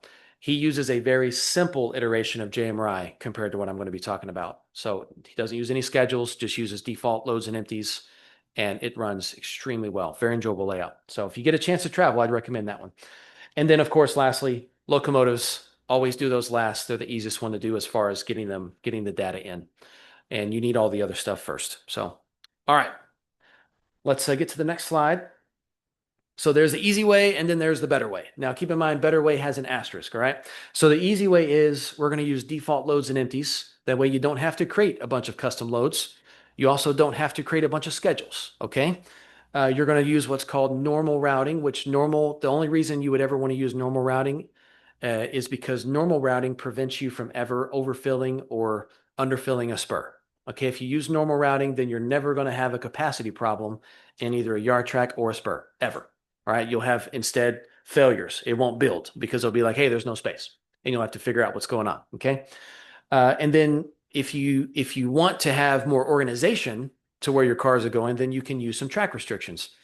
Now, once again, you don't have to use track restrictions, which are like car types or which trains or routes can serve tracks. You can just let any car go wherever you want if you want to.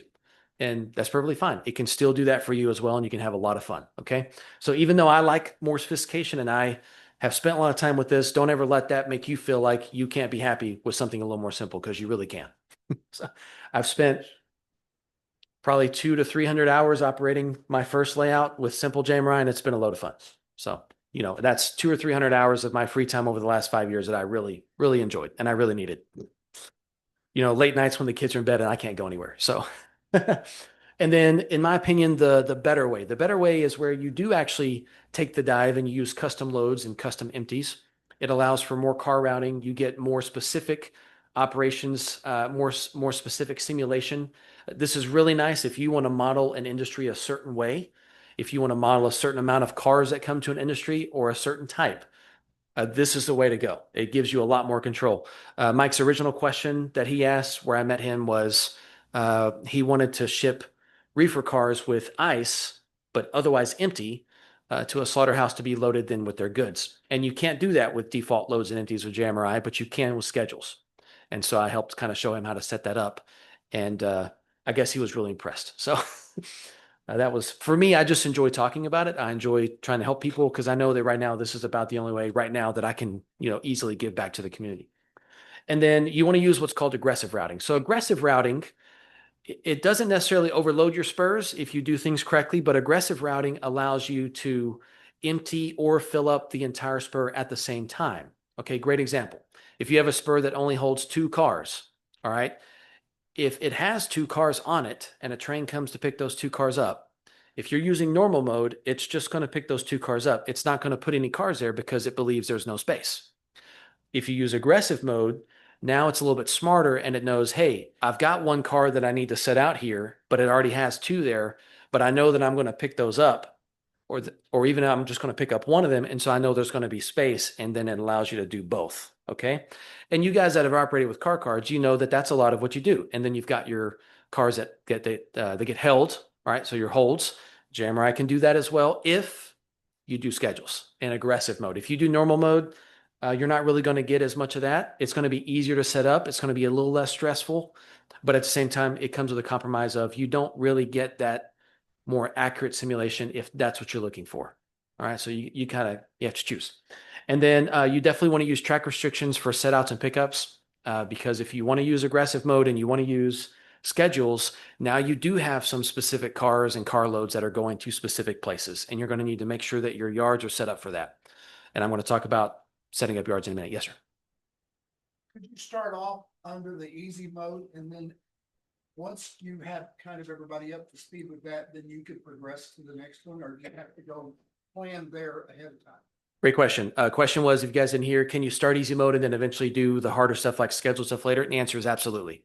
And that's definitely a great place to start. Even the developers recommend more or less starting like that. You can get everything nice and running with your default loads and empties, and then you can add your custom loads and schedules even just one bit at a time. You don't have to like pause the whole layout and overhaul everything. So it does get a bit finicky if you do it gradually, but it still works. Yeah. So, and in fact, you can't see it now, it's a bit too small, but on that switch list I showed you guys earlier, if you go back and look at it, there were a couple cars with like a default E, and then there are some with custom loads. And that's because it was going through that same process of getting the default loads out of there and getting the custom loads in. So good question. All right, next slide, please. Okay, so let's talk about those main features. These are the main things you got to put into Operations Pro if you want to use it. All right, so locations, a couple of images again. So locations can be towns, yards, major industries. So bottom left, got a picture of a town. There's a little team track behind the station. You've got a perishable dock here on the right, mostly for bananas. And then back in the background, there's a small mill that makes tools. So lumber, steel, a little bit of coal going in. I did a bit of a simpler thing. I know there's a lot more that goes into tool making than just that, but you know, I didn't want to necessarily model everything. I didn't want, 30 different carloads going in. And then top right, we've got an industry. So that's a co-op. It's a pretty large co-op. You've got a spot for loading dairy cars. You've got a spot for loading grain. You've got some warehouse tracks in the back for taking agricultural equipment. Way off in the back that you can't see because it's around the backdrop in the corner, there's a stock track for loading cattle. And there's a track for unloading heavy equipment off of flat cars. So this industry gets its own location because it has a lot of moves that are being done. All right. And so I think it's got like 7 tracks and it can, receive probably 10 to 15 cars at once. My trains aren't long enough on this railroad. So the nice thing is there's always some cars that get left behind and get held for next time. And then bottom right, I've got a yard there. I personally tend to make yards their own location. There's a reason for that. You don't have to do it that way. You can have your yards and industries, if they're in the same town, they can be in the same location. I personally just like them to be separate for different reasons. It's something I'll talk about in a different presentation. All right. Thank you. Next slide. All good. There we go. Okay. So, all good. So what to do with locations? Okay. When you put in a location, you obviously need a name for the location, and then you need to decide what kind of track types you want to add. So you want to add spurs? Do you want to add yards? Do you want to add classification interchange tracks, or do you want to add staging? Once again, I know the image is small, but you can see that staging is grayed out. That's because if you choose that a location is going to be staging, it can only be staging. And that's a very good thing. So if you have a staging yard in the middle of a town, then they're going to have to be separate if you want the staging yard to actually be staging. There's a really good reason why that happens. We'll talk about that later, but you also get to choose your car type restrictions. So I've got some checkboxes at the top. I just use descriptive codes. You can, if you want, use default AAR codes if you would like, and you can also create your own. I've got some other railroads where I just completely made up my own designations for them, like CH for covered hopper, BH for bulkhead, just because I wanted a different way to do things. All right, so you can completely rewrite those if you want to. But you get to choose. So this particular location is Muskegon. Muskegon doesn't take all the different car types I have on the railroad. The yard at Muskegon does because it's also got an interchange, but the little industries in town don't. And so we've got some restrictions there. And then you can see my spurs listed. There's a lot of columns there. Won't necessarily go through all of those columns, but it tells you the length in feet, the amount of length that's currently occupied by cars. And then later on the right side, if you have a schedule, it tells you the name of that schedule. So we'll get into making those here briefly in a minute. All right, next slide, please. Thanks, sir. So in JMRI, there's 2 track types that change car loads. Those are spurs and those are staging, okay? The other 2 track types, yards and classification interchange, they don't change car loads. You can put cars there, but they're not going to change their load. And the other thing about JMRI is when you spot a car at a spur or a staging track, it will not get picked up in that same session by the same train. It will get picked up by a different train at a different time in the future. And on a brief side note, I recently sent an email to the developers because I wanted to request a feature idea that would change that logic and introduce a new track type because I really like modeling merchandise service and LCL service and things like that. Well, a lot of times in small towns, the LCL cars would be either at the head end or the rear end, and they would just be spotted at the station temporarily, but then the train would carry on with them, right? Well, you can't really do that in JMRI the way the prototype would. So I asked them if they'd be willing to program a fifth track type called a station track, where you can spot a car with a train. It may have its load change. You can use custom loads or default loads, but then the same train will be required to pick the car up as it leaves town, and then essentially allow you to model LCL service. And to be fair, it takes the developers a while to get back on stuff like that. So I don't expect any implementation anytime soon, but that's an idea I offered to kind of help them create, because I personally would like to see that. That's one of the big limitations that I see in JMRI, that it doesn't bug me a lot. It's something I know that if I ever wanted to do it on a layout, I'd have to do it a different way while also using JMRI. And I would like to be able to just use JMRI for all of it. But the two track types that don't change loads are yards and classification interchange tracks. In JMRI, the reason I say that yard tracks aren't what you think they are is because yard tracks are just storage tracks. Okay. You put a car on a yard track, it's just going to sit there. You don't really get to choose if it's a priority car. You don't get to choose which train picks it up. You have no control over that. So yard tracks are really great for storing locomotives and cabooses. All right. That's pretty much exclusively what I use them for. The other example that you could use a yard track for is if you want to model empty car storage. All right. Especially if you're modeling like pre-1940s, before the days of pooling cars by major railroads. You know, if your division or your railroad is going to hold some empty cars that you know the industries need, that's a good use for yard tracks. Okay. Yes, I know there are yard tracks on your layout, but in JMRI that would be a yard track or a storage track. Now, classification interchange, this is what most of us would use in JMRI for a yard. Okay, so if you have a car that's going to change from one train to another, then you need a classification interchange track. So when I build classification yards, or when I build smaller yards to serve big industries, it's pretty much all classification interchange tracks. And even if you go read the manual, it'll say the same thing. With classification interchange tracks, you get to control which trains can set out and pick up cars. You get to control which types of cars go on there, and you get to control how they leave based on when they arrived. So if they're the first car in, they're the first car out. If they're the last car in, they're the first car out. You get the choice. You don't get that choice if you use the storage tracks. Okay, so most of you guys, the yards you build for operations would be classification interchange tracks. And that also works for interchange between other railroads. Same deal. Okay. You're giving it to a different railroad. That's a classification interchange track. All right. Next slide, please. Thank you. I've got a couple of images of these different menus. So I want to talk through a bit of those details. It's okay if you have to go back later and look at these things. But this is a spur track. Okay. So you've got the car types up at the top. Notice that not all of them are selected. I know it's small, I'm sorry. When you have a spur track up there, it's going to show you all the car types that town or location has available. So I've got boxcar, double door boxcar, covered hopper food, flat car, gondola, and then an open hopper for coal. All right. Some of those are checked, some of those are not. That's because this specific spur takes double door boxcars, and flat cars and gondolas. It doesn't take covered hoppers or open hoppers. All right. And then you also have the option to limit which trains or which routes can work this spur. So the middle part of the image are your restrictions for setouts and your restrictions for pickups. On this one, I don't actually have any, but I do on some others. But for example, if I have a yard in town and there are several trains that bring cars or take cars from the yard, well, I don't want those trains necessarily working the industries in town, unless I do want that. But if you have a local that works those industries, then you would want to use a restriction so that local is the only train that gets to work those industries. And then the local just bounces between the yard and the industries. And that would be done in this middle section. For you to be able to do that, you have to have made the routes and trains first. So this is something you come back and do later. All right.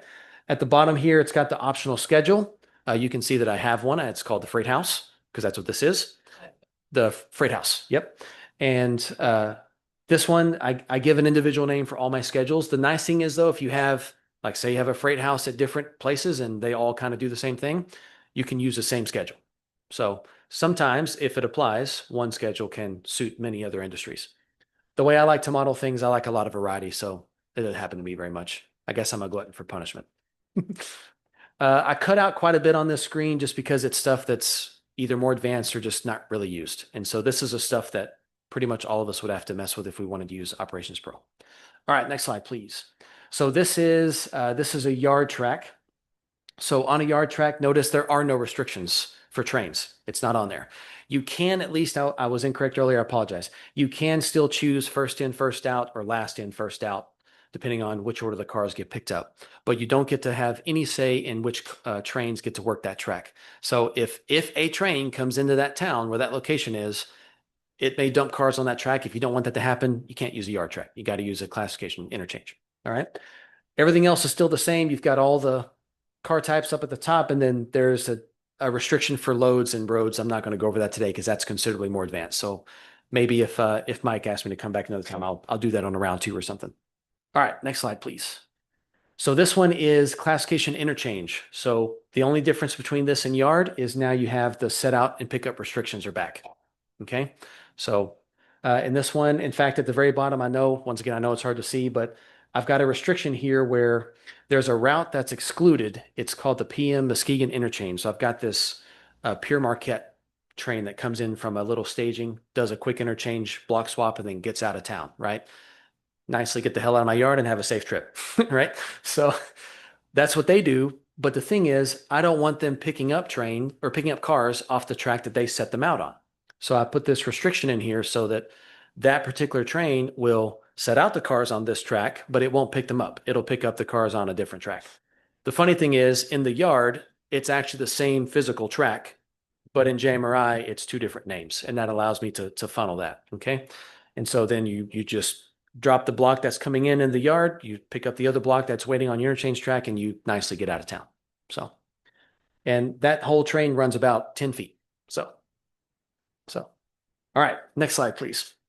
And then lastly, this is a staging track. So we have a staging menu. There's a lot of options here. The only thing that's different is the very bottom. If you're using default loads and empties, you only need the left side of this menu. You can choose if you want the staging track to empty cars with loads or swap them. So if it comes in empty, it leaves loaded, sorry. Or you can just have it just empty them. So if it comes in loaded, it makes it empty, and then everything's empty. All right. Remember, when you build a train out of staging, it does load the cars. It randomly does it. So you can either empty them all or you can just have them swap. If you do have them swap, then when it builds a train again, all the cars that are now loaded will go somewhere that will take them loaded. Okay, so it's smart enough to know like where the cars can and can't go depending on what they come out of staging with. The more sophistication you add, the more potential there are for little errors if other things aren't set up right. And that's why I say I think it's a better way because you get more out of it, but at the same time, it introduces different challenges and headaches.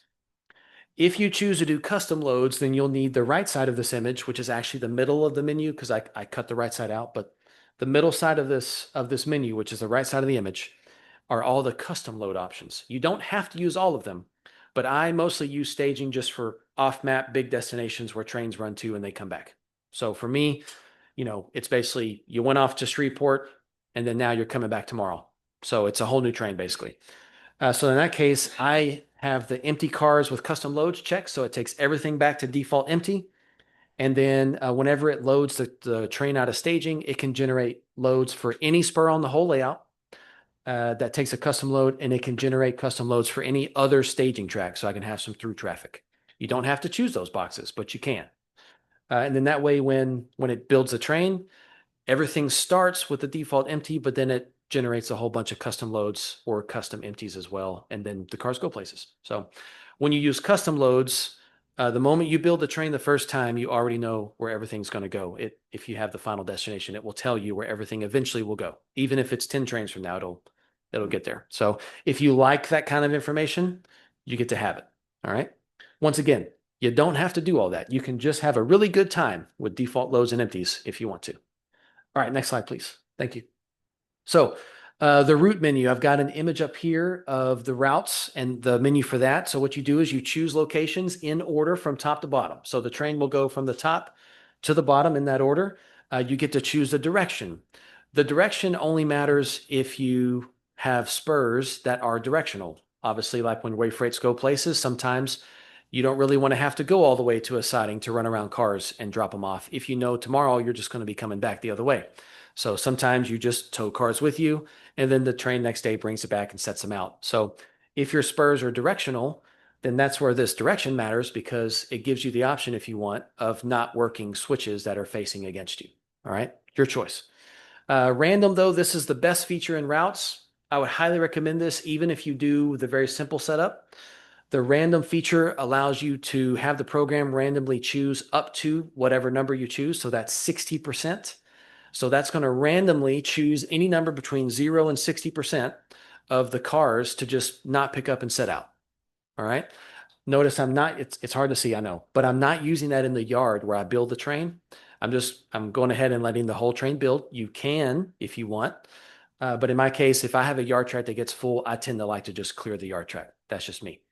But yeah, when you get to the industry, if it's got 6 cars there and I'm supposed to have 6 pickups, then in this case, I can have the random drop that by up to 60%. And then it can, any whole number between, 0 and 6 in that case.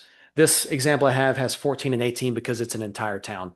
And to be fair, the second line item, Divide Manufacturing, it gets like 7 or 8 cars a day. It's a pretty big facility. So, all right. And then a couple things that you need to think about is where do your trains start? Where they originate? Where do they terminate? You need to know that to be able to make your route. So this one starts at Grand Rapids and goes to Muskegon. What locations will it serve? So I have those on the list. How many cars are you going to pick up? That's the move count. And then one thing I'll say about moves. In JMRI, one move is picking up or setting out 1 car. Okay. So if you pick up a car, if you set out a car and pick up a car, that's 2 moves. So by having 14 or 18 moves at these locations, that means I'm really actually kind of switching out essentially 7 cars on my train. I might leave 7, I might pick up 7. It can be any combination of the 2. So it might be setting out 9 and picking up 5. All right. But it tries to match what you put in there. It's not forced to that. So if it's not able to do 15 moves, it won't, or 14 moves in this case. All right.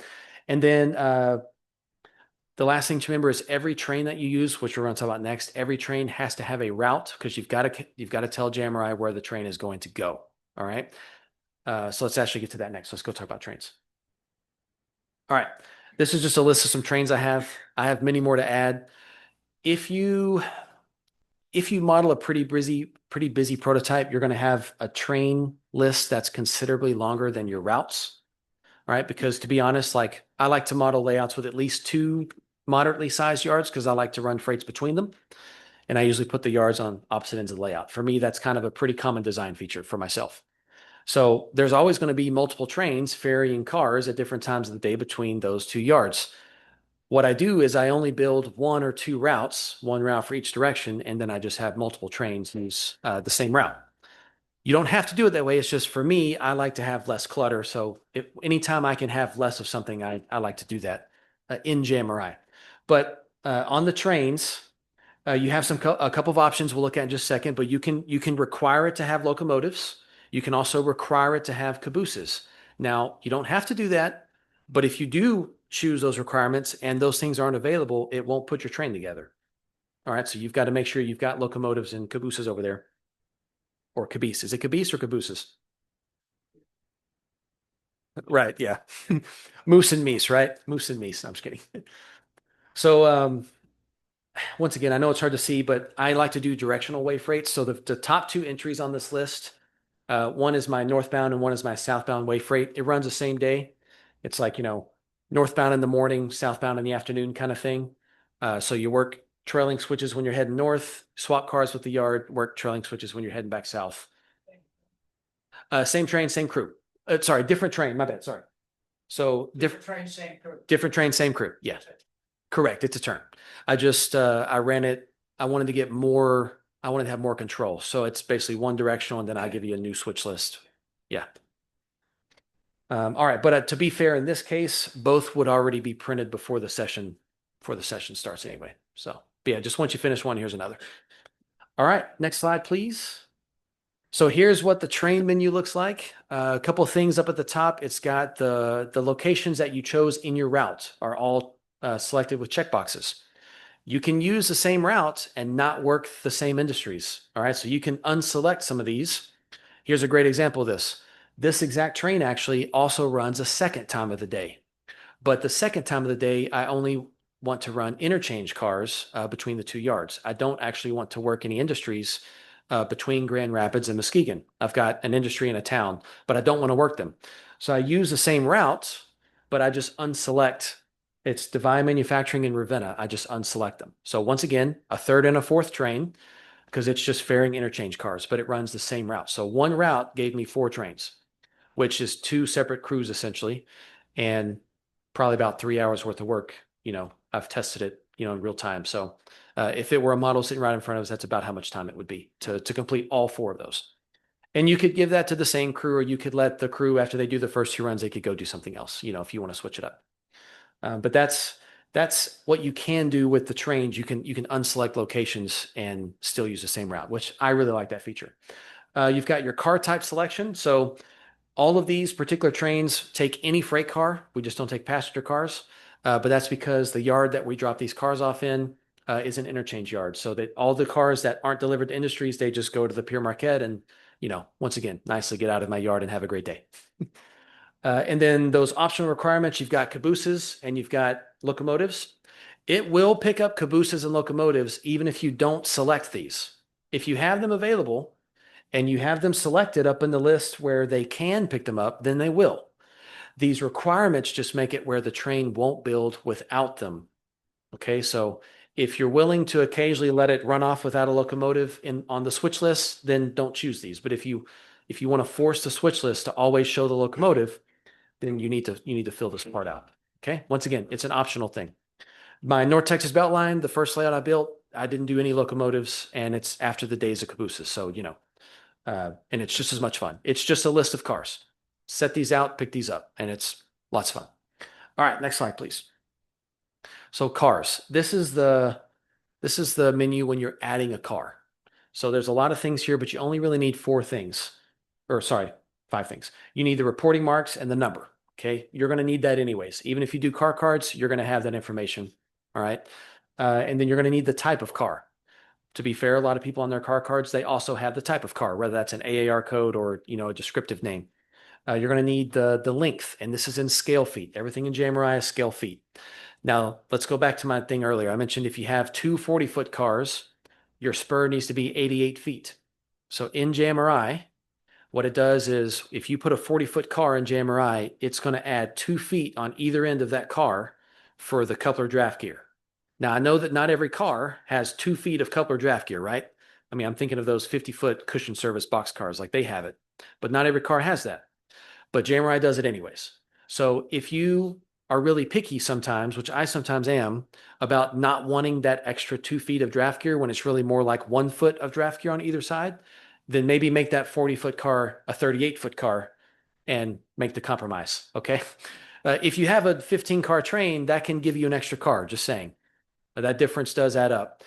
The nice thing about it, though, which is why they have it, if you allow it to exist, it also helps you make sure you don't overfill your sidings and your spurs and all that stuff. So, or exactly, foul the switch. So that is actually a nice thing. But if you want to cheat it, you can't just turn it off. You've got to kind of cheat the system. Yes, sir. The length itself is feet. Yes, sir. Now, when you kind of have a feel for the length of your cars, you can kind of finagle that a bit. But yeah, JMRI for train length only does scale feet for length. And then it does move count for, which cars go in and out. So thank you for asking. All right. One other thing on this slide. These are not required, but if you want to add a custom load, this is where you would do it. It's got a load setting down below. About 2/3 of the way down the image, there's an MTY on a drop-down menu. That's a custom load. That's a custom load of empty. All right. I also like to do custom empties because then it routes them for me as opposed to just kind of, whatever. If you leave the default empty, it just kind of does whatever. So yes, sir.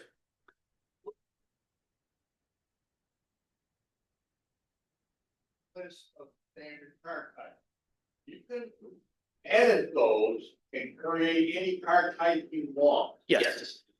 And that helps, at least here, to keep core hoppers away from open hoppers. Covered hoppers, things like that. Those are not though a custom mold. It's just a standard card that you designate. Exactly. And that menu is found whenever you go to the type, about a third of the way down, there's an edit button on the right, and then you can add your own car types. And yes, that is not a custom load and schedule. It's nowhere near as stressful as adding custom loads and schedules. And yeah, very important because you don't want your slide cars over there going out on the main line, obviously. Location is where you're putting it physically on your layout, location and track. So in this case, this car was being set out at Kalamazoo staging track number 5.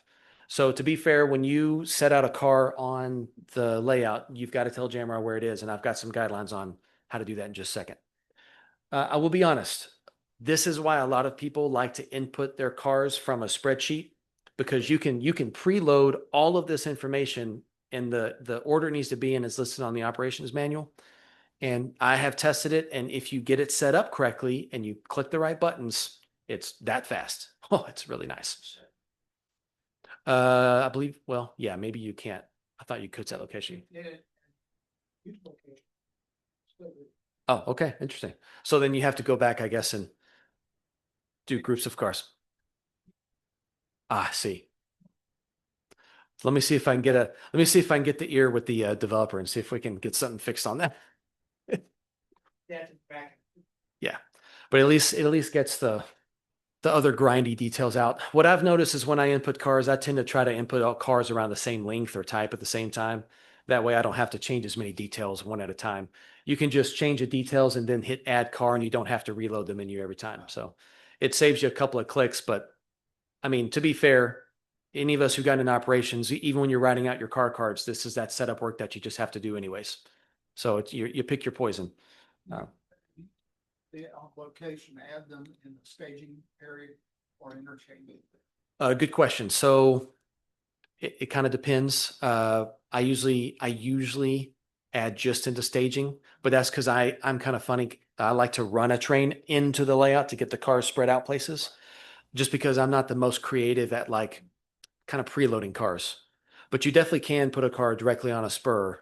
But yeah, I like to kind of let the program just run on places. So I usually load them on the staging and then run the train. Yeah.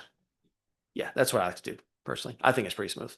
So because then it at least makes it where you've got two things you don't have to change every time.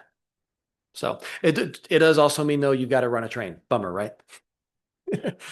All right, next slide, please. So this is an example of everything you find on the list. Okay, this is just the database of cars. Right now, this is my JMRI layout. I'm at like 250 cars currently, probably halfway there. This is a pretty big project. If this was ever a layout I want to decide to build, it'd probably be one I finish by the time I retire. But you've got car numbers, you've got your reporting marks, which is the road column, you've got the type, and then of course the length in feet, and then the load. If you don't do custom loads or empties, your menu will only show E and L, and that's perfectly fine. You'll have lots of fun. And then it's got kernel. Kernel is a special thing. Kernel is if you have a group of cars that you want to never come apart. All right. And a great example is like a modern example is like if you have a 5-set articulated of intermodal cars, right? They all technically probably have, depending on who manufactured them, they might have the same number. They might have different numbers, but you can put them in a kernel and JMRI will always keep them together.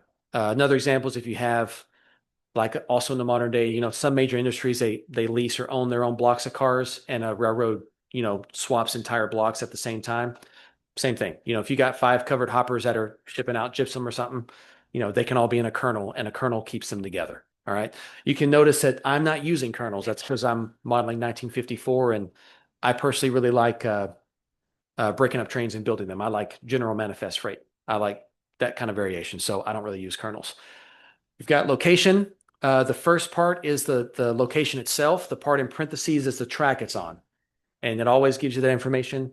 And then if you have a destination already, either because you have a schedule or because it's already on a train that's already built but not terminated, then you'll see the little greater than symbol telling you where it's going next. That's just its next destination. And then, of course, the move count there at the end tells you how many times that car has been moved. I haven't run this layout a lot yet, so I've still got some cars with 0 move counts.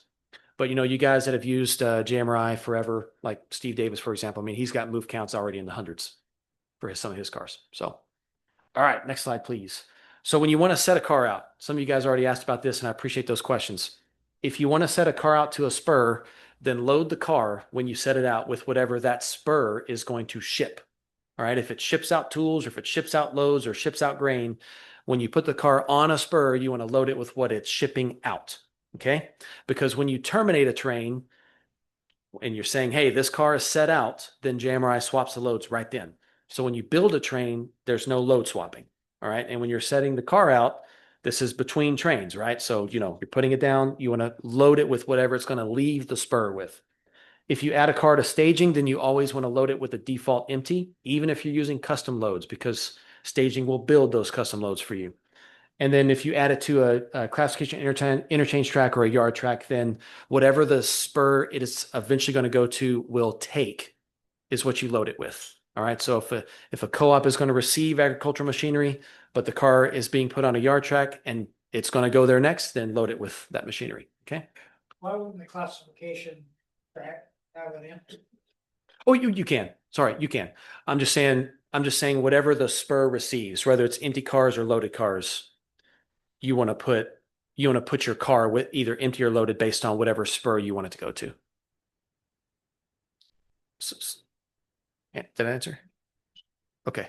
Yeah, and I was just using the load as an example, but all right, next page. Okay.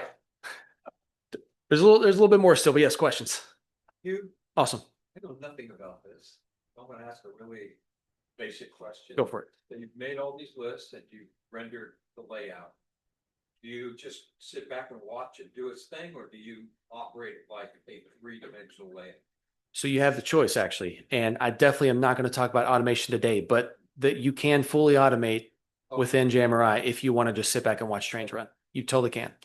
It's a part of JMRI that I haven't fully mastered yet myself. But yes, it is a thing.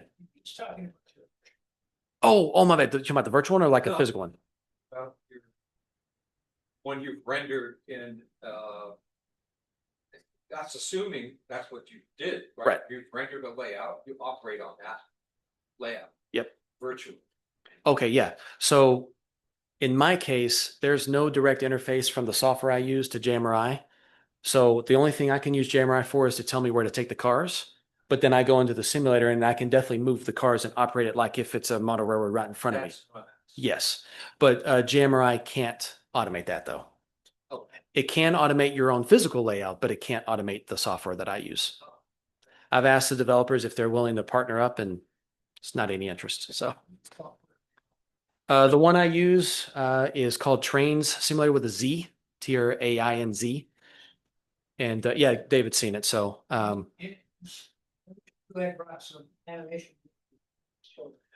I considered it. Yeah.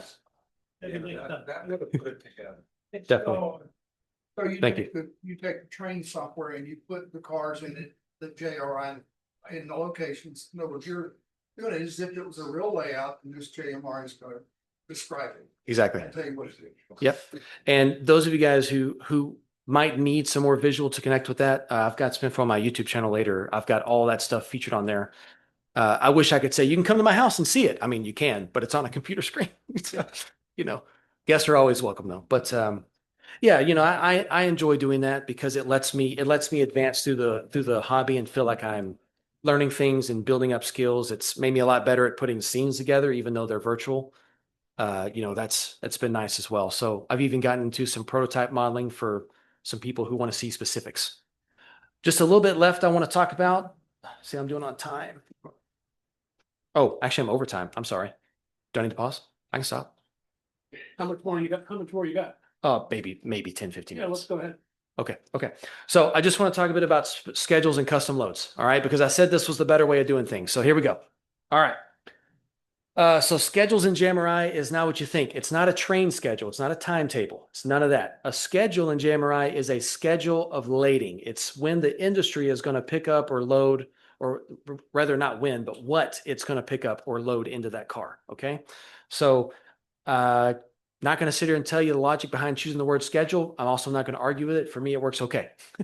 When I think of schedule of trains, I think of a timetable because I'm kind of a prototype guy in a sense. So there we go. It's all right. I'm not picky though.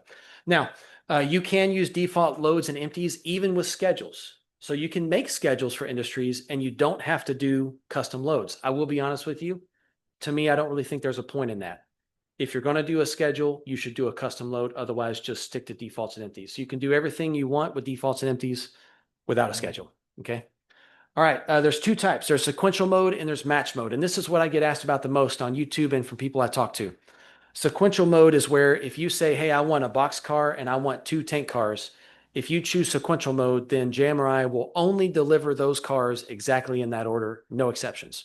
And you can choose the count of those cars. So if you want 1 box car and then 2 tankers and a covered hopper, that's 4 cars. It's only going to deliver them in that order: 1 box, 2 tanks, and 1 covered hopper. Now, it can deliver them on the same train, all right? But it's not going to skip a line item and then it just, rotates through them.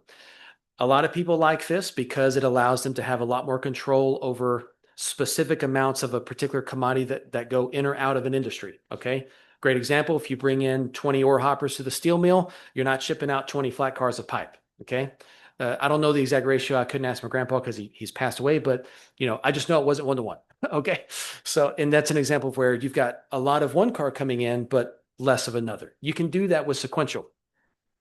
I, though, don't like sequential, because I don't like the fact that it only ever delivers them in the same order. And so I like to use match mode. And in match mode, basically what it does is it just searches the entire railroad to find a car with a load or an empty that it wants. And then it sends it. Okay. Now, there are ways that you can kind of finagle that and still get that controlled, inputs and outputs and some balance to it. A great example, on one of my YouTube videos, I modeled a galvanizing industry. They take coiled steel, they galvanize it. So it's like roughly 1 covered hopper, 100 tons of zinc oxide for every, 20 gondolas full of coil, right? So I created a test and then tested on my YouTube video, and sure enough, it managed to work. There's a feature you can use called the weight feature, and I managed to get it to work where it holds the covered hopper for 20 times. So a train serves the industry 20 times, bringing in cold cars all the time, and then it ships the car out after 20 gondolas have gone through. And so you can do that even with match. You have to do some math. Being a math teacher, that was okay with me. And then team tracks, when you do schedules, are a bit of a mess. As we know, team tracks were kind of where anything and anybody goes, right? To a certain degree. If you want to have that kind of variation, making a team track schedule can get into the 50s or hundreds of line items. You don't have to do that. I usually do it once, and then everywhere there's a team track, I just use the same schedule because I'm not doing it twice. So that's just me. All right, next slide. So custom loads, these are things you specify: lumber, tools, grain, empty, those kinds of things, machinery. One piece of advice on this, I would recommend, especially early on, maybe try to be a little bit generic. So maybe instead of doing, you don't have to, but maybe instead of doing grain, rye, rice, wheat, soy, maybe just do grain. All right, because all those are grains, right? Or instead of doing mechanical components, electrical components, vacuum tubes, televisions, maybe do manufactured goods or manufactured supplies, or maybe intermediate goods, if it's like going from one plant to another. Make some compromises, because if you have an industry that's going to take 10 to 15 things and they all are kind of manufactured goods or intermediate goods, then that's 10 or 15 line items you've got to make in the schedule. And that's just the minimum. It can start to scale exponentially after that. If you just use a more generic or a couple of generics, then you can save yourself a lot of headache. It's just my advice. The compromise is you have to be willing to think about what the industries are shipping to each other. All right. So obviously, if you have 5 industries that load manufactured goods, but all the manufactured goods are different, then maybe on the schedule, which you'll see an example in a minute, maybe you want to specify that if it loads manufactured goods at factory A, it only goes to factory B. And that's, now we're simulating that it's shipping something specifically to that factory. You don't have to do that, but it's an option. And then the custom loads can also be empty. If you don't create a custom empty, that's fine. It'll use the default empty, and it just kind of tows the car around and says, where can I put this car? Oh, over there. And then it does that. All right. If you give it a custom empty, then now it will find a place on the railroad that takes custom empties, and it'll route it there. All right. This also lets you do a carpooling. really easily. So I like to model carpools personally. I don't like the picky interchange rules of the 20s and 30s. I like the more efficient carpooling system. All right, next one. So adding a custom load looks like this. I mentioned earlier from the add car menu, you can go to edit on the loads, and then here's the custom loads. This is a tank car. So far, I've got chemicals, gypsum, kaolin, and actually, sorry, this is a covered hopper. And then my empty, of course. You can see I still have the default E and L. You can't delete those, and you don't want to anyways. So, but if you do schedules and you make custom loads, you can make it where it never does a default load ever again. You'll only ever see default empties in staging. But you can also choose the type of load. That means if it's like a priority or not. You can choose, well, sorry, the type of load is load or empty. You can also choose if it is a priority. So things like reefers that need to be iced, high priority. If you want to say that stock cars are high priority because, can't have the cattle thinning out for days on end on the railroad. And then, of course, hazardous. Anything posts, like I think it was 70, maybe 75, whenever the hazardous designation came in, you can add that too. If you designate a car as hazardous, it will put it a certain amount of cars back from the power and from the caboose. So that's why that designation matters. And then it pops up on the switch list. So you can tell your operators to handle with care. Don't drop that one. If you want to keep your legs on.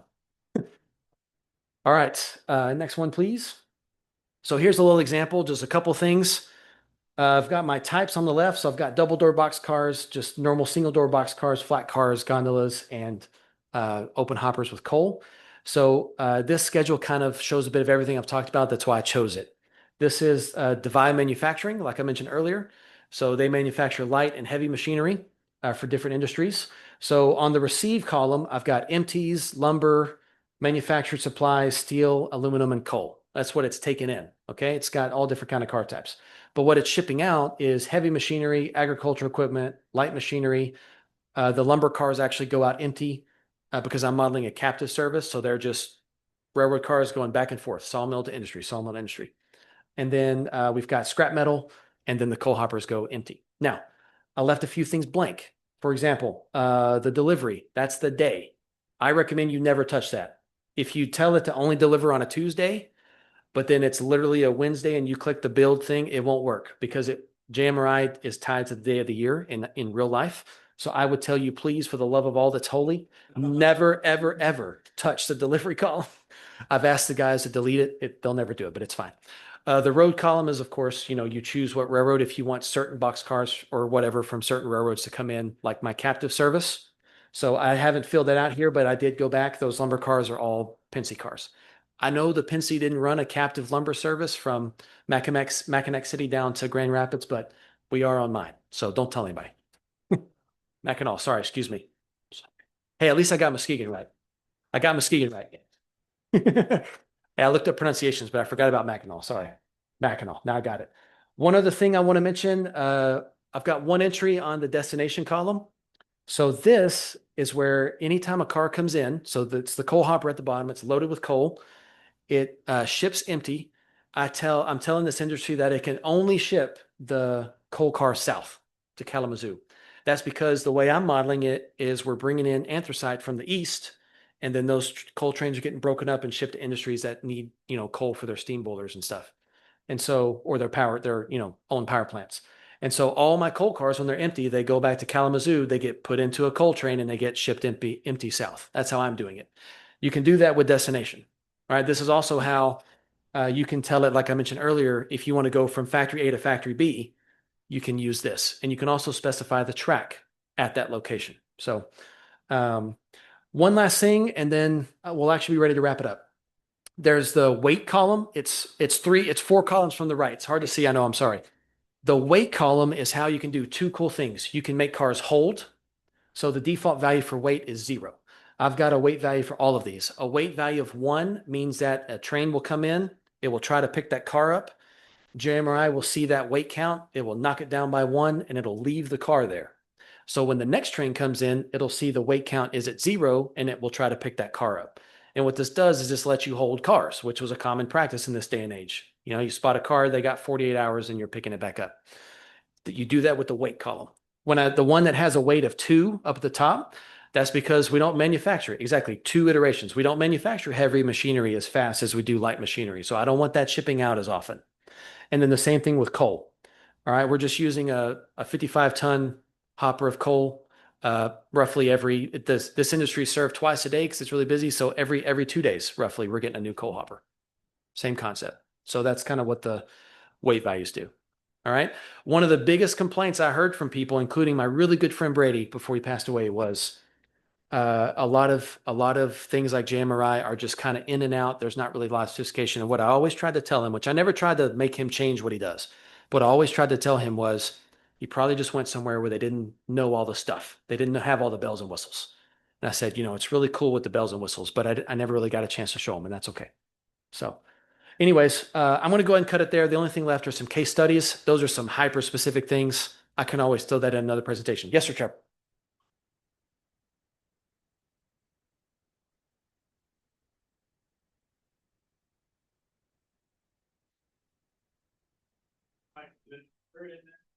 Yes, there's two ways to do that. To do bad order cars, there's literally an out of service button if you want to do that, and it pops up on switch list that the car is out of service. That works. But if you want to spot it like a rip track or something, for example, you can make a rip track be a spur essentially, or a yard track or something, and then you can have cars come in and they'll get spotted there and picked up randomly. And so there are several ways to do bad ordering cars, either more formally or more informally. Yeah. Well, thank you guys. I'm a bit over time. I'm sorry, but thank you. David, thank you very much. Great presentation. Hey, as we wrap up, I just want to remind everybody, next meeting, we're going to have, the program will be on Pullman cars. And also, if you want a gift certificate, make sure you tell Model Train Crossing that you appreciate the support of the division. Thank you all very much. Have a great rest of your day.